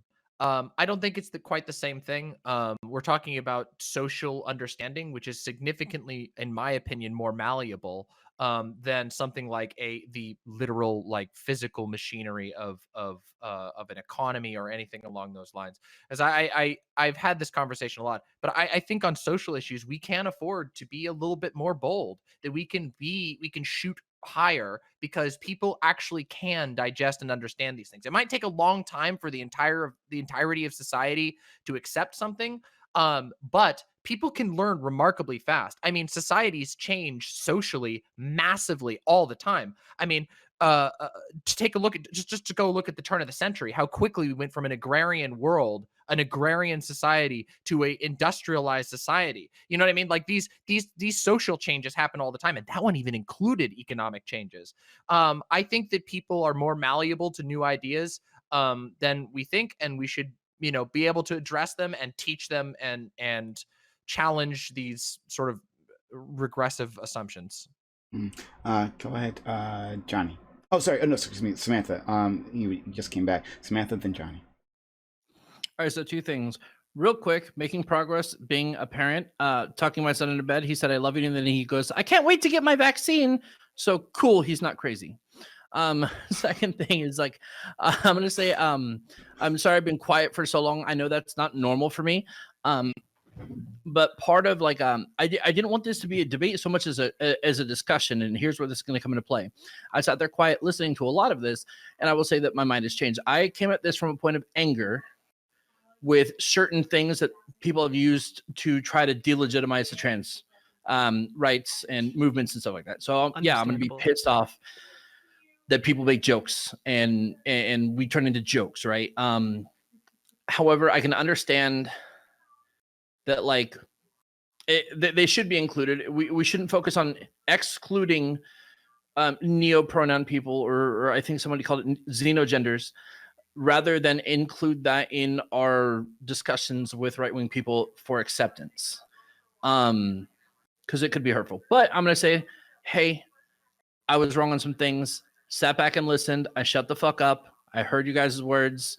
And thank you for tolerating my fucking crazy ranting bullshit. We love you, dude. Samantha, you're the best. I really like this. Agreed. Yeah. Go ahead, Johnny. I understand the idealism. I understand that equity, equality, and the ability to be fully realized as a person and then to be further accepted as that realization in society is the ultimate goal. I accept that. However, in Louisiana, it is currently illegal to prescribe a person testosterone hormone therapy. And so as long as the basic, and I do mean tangible, basic rights of trans people are left out of the conversation in lieu of whether or not we are accepting of people who don't even consider themselves in many cases transgender, they consider themselves something else. Like it's never going to change in Louisiana. It's never going to be a law that I am technically able to fully realize my transition. Like, yeah, I can change my name all day and I'm still going to sound like a little kid who never hit puberty. It is hard to sit here and I love every single person here, and I love every single trans brethren that we have, but I'm sitting here knowing that there is a chance that in my lifetime I will never be able to fully transition, and it is hard to have like conversations about it's hard to have conversations about labels when the actual tangible aspects of my life are literally illegal. And I should say, in response to that, I wholeheartedly agree with the horror of that situation. I mean, there's it's fucking terrible. This is why we fight against these sorts of things. And the one thing that I will say is that uh perhaps we need to rethink the way that we look at how rights are even given at all in our society, because the the fact that we have to have a different struggle for every single different person who's not cis, straight, white, you know, and a dude, that we've had to have so many battles for each person, even though the core concept, they are a human who deserves basic rights. We have to keep having this battle over and over and over again. And to me, that indicates that we have a society that doesn't fundamentally recognize the humanity of people who are different than them. And I think we should challenge that underlying philosophy so that we don't have to keep having this battle, so that we can actually, and it is possible. You're right. It is, and I won't lie. I think it is very possible that your state may never, make that legal. And I would hope that somehow you would be able to find a way around that. And if there's any way that I can put you into contact with somebody who might be able to help you, that'd be great. But I don't know that I can. I don't know that anybody can. Like, sometimes there are forces that are big. I mean, fuck, the UK is pretty fucked on trans stuff. It's really rough. There are areas of the US that are just totally fucked, that I don't know that there's going to be any change. And that's horrible. I agree with you. But I don't think that that is in conflict with the idea that we have a society of stepping back and looking and going, oh God, we have a society that denies the rights of black people because they look different, that denies the rights of gay people because they love different, that denies the rights of trans people because they express different, that we have this weird phobia and fear and disgust towards people who are different in any way, and kicking the can down the road doesn't actually fix the problem. If we let one person in, well, that's great for those people who got let in, but what about all the people still dying on the outside? And I would like, if we could, I feel like there are ways to address all of these at once if we can start to change minds on the stuff that matters, as opposed to playing a game of sort of being pulled along. And I do realize that there's nothing that I would argue against between pushing for pragmatic change. Pushing for pragmatic change is awesome and it should be fought for. But I don't think that that's in conflict with acknowledging that the battlefield we can affect where the battlefield is, and we don't necessarily have to push others or ignore others or whatever. I'm gonna reframe this really quick. I'm gonna say, and I hate saying this out loud. I do plan someday to try and run for political office on a small local scale. I think that at the very least, having the ability to change Louisiana or a small part of Louisiana is probably in my future someday. And to reframe this, I am going to be the person, if and when that happens, who is actively going into political lawmaking spaces and trying to make changes that will affect us. And so I need to know what is going to be not only accepted rhetoric, not only who we consider to be part of the transgender community, but also what we want. And if I go to every good old boy Republican who I will be sitting with in the Louisiana Congress, and I say that you have to make it legal for X, Y, and Z to happen, I need to have like reasons for that. And all I'm saying, and Can I'm I not try to pitch something? Because sure. because I think there's something that I could show, that I could use to illustrate my point, which is, if you walk up to a good old boy Republican and you say, "Hey, what do you feel? Do you think transgender people should be able to get the hormones they want?" They're gonna go, "Fuck no." But if you walk up and you go, "Hey, do you believe that everyone should have the right to get the medical treatment that they need from a doctor, regardless of who they are?" They're probably going to go, "Yes." And that is the difference of what I'm talking about. I'm talking about changing it from our perspective in general, from a singular let's take one identity, let's try to win with this one. Let's build at actual solidarity. Let's say, wait a second, nobody gets fucking left behind. We work together. We push for things that are good for everyone. Now, I recognize there are probably some situations where you have to make a specific law that only is going to target one person. Discrimination protections are one of those, where getting trans people added into certain types of discrimination protection can be good, but that's not all cases. And if we adopt an approach that actually does include not just trans people that exist now, but trans people who might have slightly different issues in the future, we'll be future proofing ourselves, and we make the message in a way that is beneficial to people who may not be able to understand trans people, but they might be able to understand, hey, you know, a guy and a woman and a man should both be able to go to the doctor and get personalized treatment, and nobody should be able to tell them that they can't. Okay, That's I think I the difference. understand. I think I understand what you're saying. I think, to reword it in a very brief way, not to play what people call whack-a-mole with the law, which is to litigate very specifically, and to make laws that are specifically targeted at for instance, the binary version of trans people, or specifically targeted at only what we would at the table consider transgender people, and not XYZ gender people. I accept that. And so I need to actively figure out a way that we can be legislatively open and free, and also not scare the shit out of the Republicans.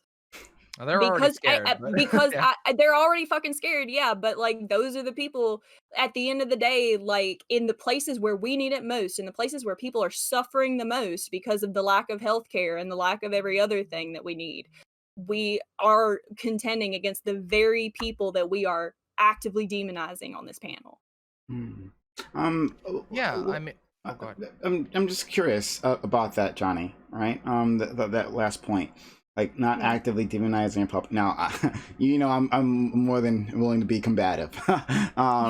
But like I can't speak to, you know, the struggles of the trans community. But I'm thinking of those southern states where African Americans like have so much trouble being accepted, getting those equal rights. Right? Is it that like they need to make Republicans less scared of them, or is it that like you need to maybe change minds, like change minds about like the first of all, white supremacy in general, right? Like the larger struggle, white supremacy in general, right? But fight against things like restricting voting rights, right? Fighting against like all the individual issues, right? And changing minds specifically there, unless getting like the Republican Party to be a different beast than it is. Like, It is not so much that they are scared. It is that at the end of the day, Republicans are extremely money-minded, whether they're religious or not, and they don't want to pay, quote unquote, for people to have the kind of definitive, helpful healthcare that we in the trans community need. We do not have the ability to fund hormones for people who are on Medicare and Medicaid. We do not have the ability to, and fun fact, actually, as of this past November, we don't even in Louisiana have the ability to put state funds to abortions. We're actively moving backwards in every possible progressive way, and nobody's talking about it because everybody else considers us that 50th state that just sort of leches at the middle bottom of the bay and fucking languishes. Like, I accept that we're languishing, but at least have a little bit of goddamn respect for us and help us figure out what the fuck we're gonna do in a tangible way that's gonna keep people from killing themselves. I guess it's Yeah, I just think like Mississippi, I think like I think like a week ago, March 13th. Yeah, like almost a week ago, they literally denied like federal Medicaid money.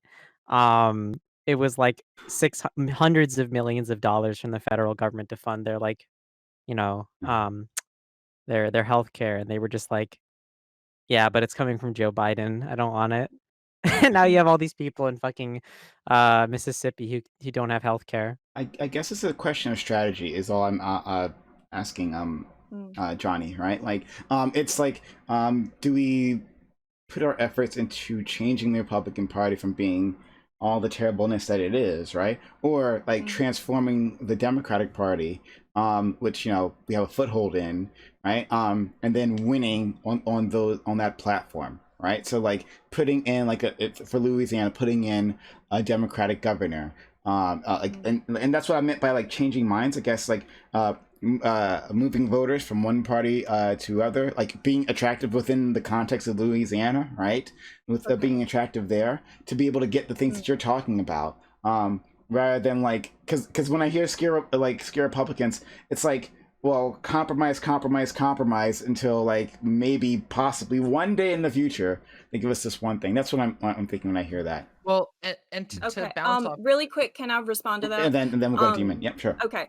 Because it's going to be really quick. I can't speak for how other people would work. But I can tell you that if I had the funds and the ability to run for a public office tomorrow, what I would do is I would run as the green gay Republican. That's what I would do. That because I am fiscally conservative. I believe in the tradition of gun culture in the United States, and I want to preserve that. But I am also green and gay, and there's plenty of green Republicans already, and there's plenty of gay Republicans already. Why not just put them under the same umbrella? That would be my personal strategy, because I know plenty of Republicans here, and I know that they would work with me. However, that may be different state to state. It may not be feasible for somebody to integrate themselves into a state party. That's part of the problem when we talk about United States politics, is that we're so disjointed across the continent that we are not able to have a really, when it comes to political things at the very least, and trans people running for office and shit like that, we're not able to really truly have an overall national strategy, because we're all living in so completely different spaces. Do you see what I'm saying? But that would be my personal strategy, is to like have the friends that I know who are fiscal Republicans, who is surprisingly a lot of people in South Louisiana, and to be able to say, hello, I share things with you and I want to help you, but I also need you to understand that you're fundamentally cutting off some of the things that I need to be able to realize who I am as a person. I would pay for the goddamn testosterone. They just need to make it fucking legal. Go ahead, Demon Mama. Yeah, I mean, I think there are a lot of risks with that approach, but I do wish you the best of luck. And I tend to have a different view of a lot of American politics. I don't really see an easy future in which there is consensus on social issues across America in any way like we once saw. I don't think we're going to see another big civil rights victory like gay marriage anytime in the near future. I think that the system as we know it has been so smashed up and so totally fucked that there's like almost in most places it isn't functioning anymore.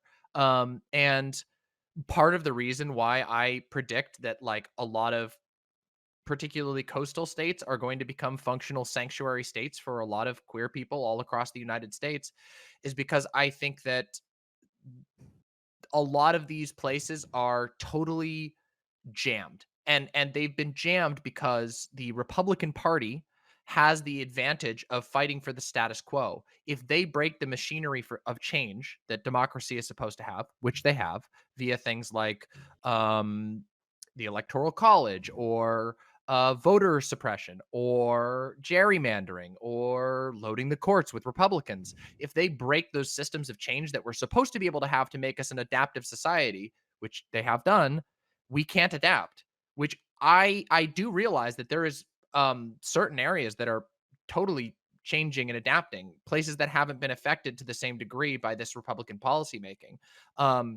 In fact, you can look at even the West Coast, which is by no means perfect and is still a neoliberal hellhole in a lot of ways, but is swinging left. I mean, here in Washington, we just had a Supreme Court case that broke all of the drug possession laws, and it looks like they're not going to have a replacement, or they're not going to have the political will to break one, which means that drug possession is no longer a crime like minor drug possession is no longer a crime at all in Washington. And that's like, what the fuck? Like that is inconceivable in most places of the United States. So we have this weird effect where culturally the United States is like pulling away from one another, and I do find that concerning. But I worry that um, with the Republican Party's official platform being things like anti-gay marriage, that even depending on your place, there might be a path to victory by sneaking into the Republican Party or whatever. But I really worry that the machinery of those parties are designed to squash out people like you and make it so that you cannot be effective within that machinery. And if that's the case, and I don't want to be, I'm not a doomer, just so you know. Like, I believe very much that there is a path to make the world a better place. I just don't know that it's going to be any of the solutions that we thought might work in the past. And right now, uh we have a very strange place. We have had, in the last 3 months of our lives, we've witnessed an insurrection on the Capitol. We've witnessed multiple hate-based shootings. Like, this is, America's losing its fucking mind. And yeah, I So worry that that trying to change the Republican Party is going to be a fruitless endeavor. So This is my we'll worry. go to Red. We'll go to Red Charlotte and then Jack. I just have one quick pushback and slash question for Demon Mama. Then I'm going to go to Red Charlotte and Jack. Demon Mama, have we ever actually had social consensus in this country for anything? Right? We never had social consensus with the gay marriage, right? Like, the Supreme Court simply deemed it is, then it is, right? We didn't actually finish the fight across the country. For interracial marriage, that's not a settled question. A lot of people who don't accept that, right? Just like there's a whole series of like these fights where like we're settled, but like for especially people on the East Coast, on the coast, right? Like, yeah, it's settled for us.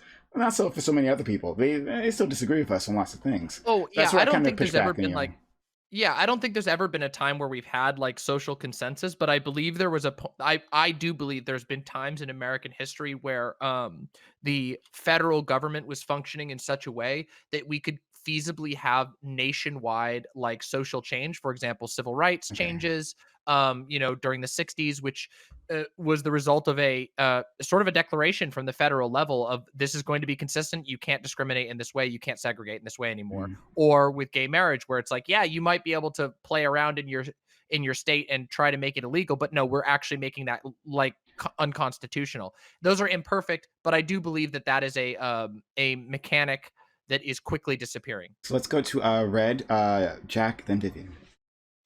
And Yeah. please be quick because we're actually running out of time. But please. So like in my head, I think the Republican Party is, I've already like given the Republican Party a death sentence in my head. I think like the only goal currently should be to destroy them and to abolish them. They are like a cancer like currently. Well, they always have been, but like mostly now. And like to say to what Demon Mom was saying, I don't think that's true, because like even under just with executive order, Biden's like LGBT protections have, these are federal. These are widely applying to like everyone in the country, and the Equality Act is all but inevitable. The Equality Act, in terms of like how much it will improve people's lives, is like on the level of the Civil Rights Act for LGBT people. Like, this is like a massive fucking like deal for like civil rights. So I think that like there are going to be like things that like victories that are at that level. And mostly like the opposition to the Equality Act is like primetime Fox News junk. Even most fucking Republicans are fine with it. The only thing they have a problem with is they think that, like, it's gonna destroy fucking women's sports or whatever, right? Like, but My everything else in it they agree with. Yeah, my one concern on that, and I don't want to like go on long about this or anything, is just that I know I'm notorious for that, but we had executive orders that were great for trans people under Obama, and Trump undid them. And I don't trust executive orders as a means of lasting power. It might make it better for 4 years, but if they get Trump again, it's all gone. We don't have a way to get things through the Supreme Court that can be truly difficult to unwield. We've gotten the ability to have 4-year periods of slightly easier life, but I'm very worried that we're not going to ever be able to actually like make solid wins. And Well, that's that's my why I concern. said the Equality Act, like the bill. Oh, okay. So I mean, I haven't checked in So- on that as to its likelihood of passing, Let's- but I hope it does. let's- Yeah. Let's go So- Jack and then Vivian, please. yeah, the Equality Act, I hope it passes. I really, really do. I don't think that they're going to be using like their ability to pass through reconciliation on the Equality Act, though, which means that we have to get like 10 Republican senators to vote on it to get it to pass the Senate, and that probably isn't going to happen. But it might happen in the near future. Who knows, after midterms or whatever. And I just want to throw this out there and like, Johnny, I wish you all the best, but kind of like circling back around, like I don't think a lot of Republicans in this country are down to like support trans people. Like and we saw this with the Blair White debate, like a lot of Republicans and a lot of the mainstream Republicans these days are like tell trans people to their face, grow out your mustache, and stop being openly trans. That's the best thing you can do for us. It's incredible how deep this goes. And I there is a part of it that is really, really scary to me. Seeing just open fascism taking hold in a major political party. And my hope, and that I agree with Charlotte on this. I think the Republican Party is largely dooming itself. But my hope is that by embracing fascism, they drive away more people who, like yourself, might like run as like moderate Republicans or green gay Republicans and drive us away into a large Democratic coalition to make sure that they can never have any kind of meaningful power in this country ever again. And then we can do all of our political debates and all of our political maneuvering within the Democratic Party to try and make that better. I think that offers a more coherent path to victory, at least overall, like in the overall Hmm. battle in this country. Um, and but it is definitely frightening what I'm seeing going down in the Republican Party. So, hey, if you can make that a little bit less scary, I'm all for you. Okay. Johnny, Hey, very yeah, quickly and rebuttal, and then we got to go to just Vivian. very, Go. very quickly, and it's not even a rebuttal. It's really just saying that it's really just repeating what I said before, which is I know what the Republican Party is in Louisiana by and large. By and large, it is moderates. There are some people who are extremely religious, but honestly, that's not that common in Louisiana, at least not among people who are very politically active. And so for me, I'm not speaking for the trans hegemony overall. I'm not speaking for an overall uh trans like political thing. I'm speaking for me. If I was to have the ability to do that, I know that my values would be respected by at least part of the Louisiana Republican Party, and that is not true in every state. Um, okay, so let's go to Vivian. But trans hegemony sounds really awesome. Like that sounds like a lot of Oh fun. yeah. Let's make that happen. Prime, we would be benevolent rulers. I think okay? so. I think so. Vivian. Yeah, so I don't know. I was trying to get in for a little while, but I was thinking about what DemonMama was saying earlier about like, oh shit, changing the way that we think about things in terms of individual issues. And there's some, you might be interested in a political theory called anarchism. I mean, I talk about this shit a lot. I talk about the shared struggle and blah blah blah, right? And I don't want to bore people, but I do want to drill it into their fucking heads that we are all engaged in a type of shared struggle, and that means that we should be forming broad coalitions with other people who, suffer because, like you said, DemonMama, because they are different, right? Because they differ from what is the socially accepted norm or the default, as we were trying to define last night, Prime. And yeah, no, not back there. Don't go back there. But they all suffer because they differ from that norm, and we should be using our collective power to uplift all those people, right? And it doesn't matter if it's like, black struggle, trans struggle, Asian Americans who are going through the fucking ringer right now, right? Like, if we see somebody who is suffering in our society, we should, all of us who are of this mindset should be coming together and saying, hey guys, you look like you're having a shit time. What can we do to support you? What can we do to aid you in the struggle? How can we spread awareness of the issues? How can we get, you know, et cetera, et cetera, et cetera? Do you want us on the fucking street with placards and what have you? Because ultimately, like that I believe is what we need. You know, in the beginning of the BLM protests last year, right?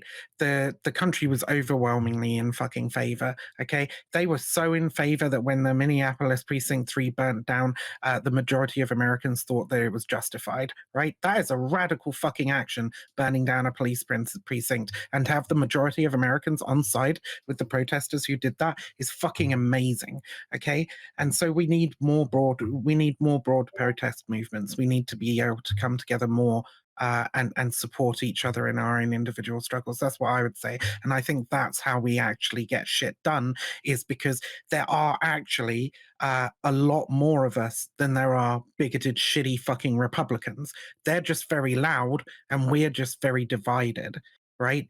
And if we're just pushing on one issue and everybody else is just like, well, you know, I'll wait, I'll push on my own individual issue, then we're not going to get anything done. We have to come together as a broad coalition to challenge the sort of cis-het fucking able-bodied neurotypical male hegemony. Otherwise, yeah, we're just fucked if we just fight among ourselves and shit on the other kids. Sorry, Samantha. So, to my audience, stream is unending. Stream's unending. We'll continue after this. However, stream is over. However, we're actually not going to go to an open panel yet. I'd like to continue this conversation that we had with Alice and DemonMama. If you guys two are up to it for it. We're gonna Demon, you can, okay, great. We're gonna have our good friend Joe the Silly Serious come on with us and have this discussion, because I think it's gonna be super interesting. I'm really excited actually for this. We're missing out on Joe. Joe's gonna be fantastic, yeah. So here's what we do, because we want to give time for this, but we want like a smaller panel. But like, if you really want to be a part of this, then let me know. Send me a DM. Let me know if you really want to stick around for this. But we aren't going to go immediately to an open panel. We're going to stay in the private room and then move on from there. But I definitely want to give people an out to move on to whatever else. I don't know. I guess you guys have lives outside my panels. I don't really believe it, but you guys seem to walk away, and then sometimes you don't come back. I don't know. I hate it. Okay, so I'm gonna give you an outro. You can say whatever you like. You can let people know about where to find you, and say maybe a final message on any of this. All right. So we'll start with Alice. Alice, please. Sure. I stream on Twitch. Thanks for having me. Go look at my Twitch panel. Their stream might be a little tired. Thanks for having me 3 nights in a row. I'll try not to be too spicy in the next thing. I love all of you guys, even if we ever disagree with each other. I love everybody here. I think everybody here is great. So thanks for talking as well. Okay, awesome. DemonMama. Yeah, my name is DemonMama. You can find me at demonmama.com. All my links to all my social media is there, including my Discord, which is pog as hell. So I guess we're going to be staying here for some more debate. And then afterwards, I always do Q&A, and I always do debate afterwards. So if you hated my takes or if you love my takes, come on afterwards and come pick a fight with me, because I'll talk with you. We always do that after every panel. But it's going to be after this debate, actually. So, yeah. But anyway, come check out my stuff. And Prime, of course, thank you for having me on. I'm just going to run and hit the bathroom before we get started. Please. Sure. Johnny. Hello, friends. My name is Johnny. I go by Johnny Scarlet with 2 T's at the end here on Twitch, and I talk about a myriad of things. I talk about philosophy, art, math, science, but mostly politics. I especially love doing breakdowns of current events for you guys and having an international community at my channel. We have a lot of people who tune in and who give their own opinions on what is actually going on in their neck of the world, in their in-group. And I always appreciate that. I appreciate everybody who sent such kind messages in the chat, y'all. And I really hope that we can all be a force for change. And I agree with Alice that this has been a contentious discussion, but it has been productive. And I'm so glad that Samantha invited us all here. Thank you, Samantha. Thank you, Prime. Absolutely. Thanks so much. Let's go to Vivian. Hello, everybody. I am MxVivianWulf, and you can find me on Twitch, Twitter, YouTube, Medium. I'm prolific but sporadic. If you want to help me out and support me, you can follow me on Twitter. That would be really, really appreciated, because I love being able to get people for interviews. And the more followers I have on Twitter, the easier it is to reach out to people with large followings and get them there for interviews and stuff. Usually on my channel, we talk about cults, extremism, neo-Nazis, and then occasionally trans issues and TERFs, which are very much in the extremist kind of category. So stop on by my Twitch sometime and give me a follow on Twitter, please. I'd really, really appreciate that. Thank you. Sure. Okay. Let's move on to Red Charlotte. So I don't really have any other social media because I'm banned on Twitter. So you can find me at twitch.tv/redcharlotte. I just play video games and debate people about the war in Afghanistan and guns. That's pretty much it. But I want to right now make a formal declaration and invite to Johnny to debate me on why we should ban these. All right, you should debate me on my stream about gun control, and it would be really fun. All right. Under no pretext. Absolutely. I would love to do that. Yeah. Okay. Sorry, did you say you stream Red Charlotte? I missed that part. Yeah, at twitch.tv/redcharlotte. I'm actually streaming right now. Okay. The links in chat. Links for everyone's in chat. Well, not finally, but Johnny. Riverboat Jack, please. Yeah, you guys can all follow me as we pull together the burgeoning trans hegemony over on Riverboat Jack, on Twitch and also on Twitter. Do give me a follow. Hit that follow button. Give me your subs. Give Prime your subs. Give Samantha Banana your subs for helping put this all together. Okay. Yeah, have a wonderful evening. Okay, all right. And last but not least, we have Samantha Banana, who put all this together, who made this happen. Some people have asked for this panel before, but I'm like, okay, help me gather trans individuals to make this a reality, right? And then it just kind of like whatever. People just kind of want to make suggestions. Hey, do this thing, right? But I'm not gonna actually help. Samantha actually stepped up. She's like, I want to make this happen, and I'm like, oh, okay, all right. And Samantha just took off and just made this a reality. So I want to thank Samantha Banana again for being so kind as to be so helpful to the channel in general, but also to put this in particular together. So Samantha, please. I mean, you should know by now, Prime. I don't fuck around. Yeah, Prime. I brought up an idea. Prime literally just said, sure. Within a half an hour, I had sent invites out to first person I sent invites out were to DemonMama and Riverboat Jack, just so I can get some spice up in here. And then all of us, I just filled in with the rest of the cool people. And Red Charlotte, new here, referred to me by our good friend Doobie. Exclamation point Doobie in the chat if you want to check out a really cool politics server. Also exclamation point Eris in the chat if you want to catch my favorite politics server. But yeah, thanks for letting me do this. Thanks for letting me put it on. I'm really appreciative that like I had an idea and you were like, yeah, fucking run with it. So that's awesome. I mean, I didn't think this many people would want to watch or participate in an all trans channel. And I think a lot of people didn't realize how spicy an all trans like panel can fucking get. Boy, were they fucking wrong. So yeah, you can follow me over at Samantha Banana 85. Don't give me your subs. I have no followers to even, I don't qualify. So give them to Prime instead. Give them to Riverboat Jack. Give them to DemonMama, Johnny Scarlet, Red Charlotte, Alice, everybody else. You can't sub to me. I'm not that cool. I mainly do politics and Dungeons and Dragons. That's my thing. Also, you can follow me on Twitter at Samantha Banana 4, where I tend to yell at people on Twitter like everybody else. The links to everyone is in chat. And Samantha, am I hearing this right? Are you not affiliate? No, I'm not an affiliate. But why not? We could be pushing your channel, get people over there. I'm not an affiliate. It's followers and stuff like that. Okay, Nobody follows me. Everyone, I'm too mean, I guess. Everyone, fuck you. Go over there and follow Samantha Banana. Put her link. Help me become an affiliate. Yeah, help her out. Yeah, guys, we've done it before. We've like made people affiliate like live on air before. We've done that. So go over there. Oh my god. Give her a follow. Are you live now? No, I'm not. I'm not live now. Okay, well, give over there. Give her a follow. Let's help out Samantha.